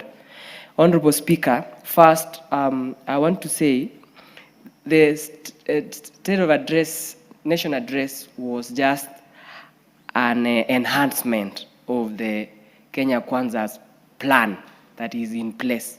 And he measured mostly on the four pillars, on food security, on roads, energy, and health, and additionally on education. Honorable Speaker, for any country to have an economic growth, we have to focus on these sectors, on food security, on roads, energy, and health, including education.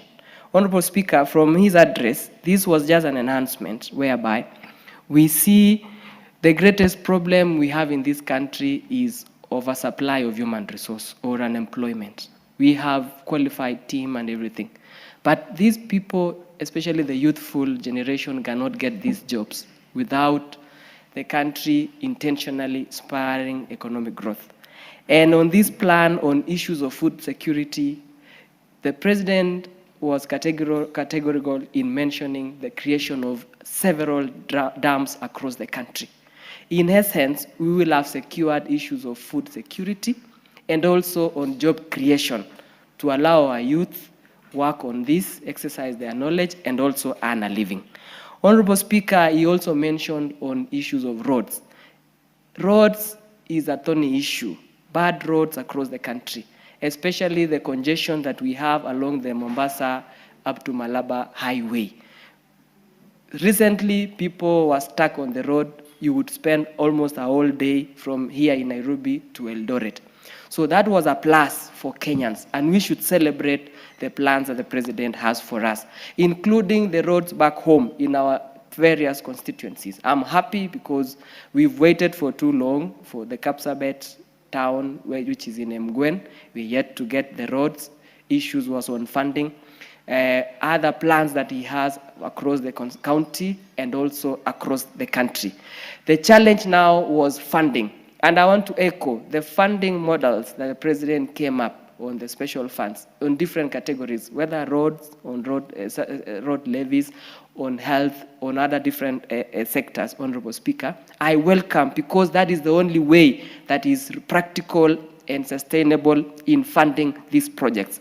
He mentioned a total sum of close to 5 trillion, which I agree, because apart from food security on roads and energy, the greatest problem also that we have is high costs of production within our industries, whereby one of the contributing factor is energy, expensive power. So coming up with this idea that we have a long-term plan where we need to reduce the cost of energy so that we can have industries working on products cheaply is welcomed. Honorable Speaker, I want to agree with that 100%. Also on issues of health. Health, you see how SHA has been created, and currently, Honorable Speaker, for people to appreciate this is we have high registration of SHA members, more than close to 25 million, and initially on NHIF, Honorable Speaker, there were close to 4-5 million registered members. However, we have streamlined, the government has streamlined the issues of SHA to benefit everyone, Honorable Speaker. It doesn't discriminate anyone. Those who have less money, those who have high money, how the President has structured on issues of SHA, I can see it's benefiting my people back home, and Kenyans are happy. Thank you. The Honorable David Boni, member for Kitwiru. Thank you, Madam Speaker. Let me also say one or two things on this report by the President. And I think it was a good report, despite the inconsistency in data. And I don't know who is giving him wrong data or inconsistent data. Mr. Speaker, one thing I liked about this report is the proposal to invest or to put in 5 trillion Kenya shillings to infrastructure. And here infrastructure will include roads, electricity, and of course water supply in the country. And this is a very good thing. But I was wondering, I just been wondering in this country, we used to have Vision 2030, which is the economic blueprint, which of course we are not be following, because during the last regime, we came up with the Agenda 4, and this regime we came up with the better, that is bottom economic transformation agenda. But I think when you look at the Vision 2030, it was very, very well structured. There were very good proposals in that economic. Honorable Mwalika. Yes. It's bottom up. Bottom up. Now, the moment you call it the bottom economic agenda, you may lose. Bottom up economic transformation agenda. Yes. Thank you for that one. So, yeah, when you look at the Vision 2030, you know, it is very good proposals. We had industrial zones, and I remember because I was part of the Vision 2030 group. I remember we used to have, we had proposed to have industrial parks. There was one which was supposed to be in Kano, and you remember we have a proposal to do a Grand Force Dam in Tana River. These are mega projects. So I propose that going forward, and to include the proposal by President, which is very good in terms of infrastructure, we need to have economic blueprint, because the Vision 2030 is ending in 2030. And when you talk with the Treasury, it's like they don't have any plan to have a blueprint. Because you see, a blueprint is a planning document, a long vision for the country. So even if after some time this regime is not there, the next regime will follow that, and it's going to help this country. So that's one thing I realized that we require. Madam Speaker, the issue of inflation is very good that inflation has gone down, but the real wage has gone down to 12.5%, according to Kenya National Bureau of Statistics Economic Survey 2024. And one thing which has made the real wage to go down is the taxations, the rate of taxation in our salaries and our income. It has really very good. It has really messed up our disposable income. And therefore, as a country, we need to relook at tax. Not only tax to individuals, but tax to businesses, which is crippling the businesses. Madam Speaker, 2 weeks ago or 3 weeks, 2 weeks ago, I was with the chairman of KRA. There's something called e-teams. When you supply something, immediately you supply something and you raise an invoice. KRA also send you an invoice to pay their taxes. And if you supply to government, as you know, government takes long to pay. They start imposing penalties and everything. And therefore, at the end of the day, they remove your tax compliance. And that you cannot be able to even do any other business with that company or invoice another government. So we also need to look at the issues of taxation, issues of pending bills, which are actually crippling the businesses. Mr. Speaker, something before you, something very important. Yesterday, Governor Osendo Bango was here with the public debt.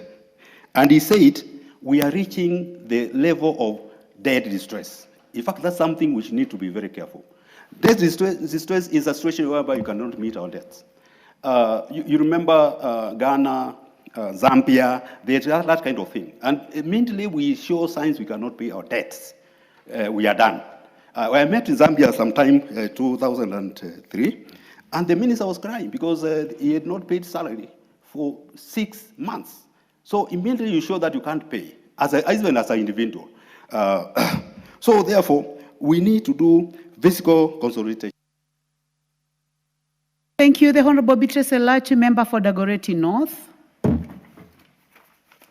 Thank you, Madam Speaker. I also rise to support the report and the address of the President. Madam Speaker, I'll be very brief. To really thank him and to appreciate that since the time of His Excellency, our third President Kibaki, and after the Vision 2030, I think each president has come in and ensured he picks up the pillars of Vision 2030 and moves with it. And therefore, when you look at the social pillar of the Vision 2030, we were meant at this time, Madam Speaker, to have changed our curriculum for education, which we have, to ensure you have schools in semi-arid areas, which we have really pushed with NCGDF, Madam Speaker, to ensure that within that social pillar, we will have what we call now the computer labs that we are told to come up with in every of our constituencies. And therefore, even as we speak to the President, we must ask ourselves from the county levels, what are we doing with Vision 2030, starting with the governors, Madam Speaker, so that that growth is not about just the national government. It was meant for Kenya. And we have some functions that were in Vision 2030 that are supposed to be done also by county governments. Madam Speaker, I was in Turkana. I would tell you I felt very sad that 14 billion since we started devolution has been there. People are still crying for water, Madam Speaker. People are still in hunger. I am like, why can't the governors, I'm just giving an example using Turkana because I was there, just do something for their people, even if you do not do anything else, but just give your people food and water. Madam Speaker, to the economic pillar, on the Vision 2030, and I'm putting this based on the address of the President, because I've had so many people saying the vision has been left. No, the vision is within what the President is bringing.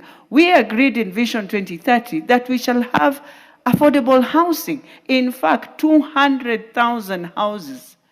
And so if the President has tried his best to bring it to where it is, then there's why we say, we critique saying, this is happening, and we critique to tell the President, this is not happening. But for now, it is happening. We have infrastructure.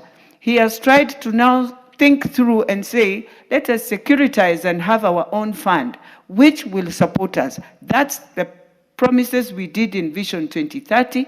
He has to come up now with a task team, Madam Speaker, that will look at what have we achieved in Vision 2030, And what are we moving forward to Vision 2063 or Vision 2070? And so start that task force so that by vision, when we come to the year 2030, we are able to say we have a blueprint that moves us forward. That is what we've done in the UN when we were doing the Millennium Development Goals, Madam Speaker. We moved with the SDGs. And so it is a matter of ourselves as a country to say we need a task force. The task force will tick and critique the boxes of what we have achieved, what we have not achieved, and move. Lastly, Madam Speaker, in all this, we talk of corruption. And when we talk of corruption, I realize all of us Kenyans forget that we are the ones in the different sectors that are doing this work. We are the ones in the different sectors, not just the president alone, all of us as Kenyans, Madam Speaker, that we find ourselves in a situation where we must stand and reflect and ask yourself, when I'm given public resources, how do I use it? How do I misuse it? How do I look for 10%? How do I look for entrepreneurs? Because Kenyans just point fingers at one direction, but they are the businessmen in the government. They are the ones doing all the businesses that we have. Why can't they also stop and say, no, for once now we are not going to do this corruption business, but we are going to do the right thing. And even if it's not that, Madam Speaker, I won't say the name, but Madam Speaker, there was a place where somebody supplied furniture, and I can see the Auditor General has now questioned, and even the staff have been now sent home. Yet this is a very, very, very, very senior person, and I think it is wrong. As I finalize, Madam Speaker, anyone who does business in government, do the right business and don't put also staff into challenges. I beg to support. Thank you very much, honorable members. Honorable members, and the time being 1 minute to 1 p.m., this House stands adjourned until today, Wednesday,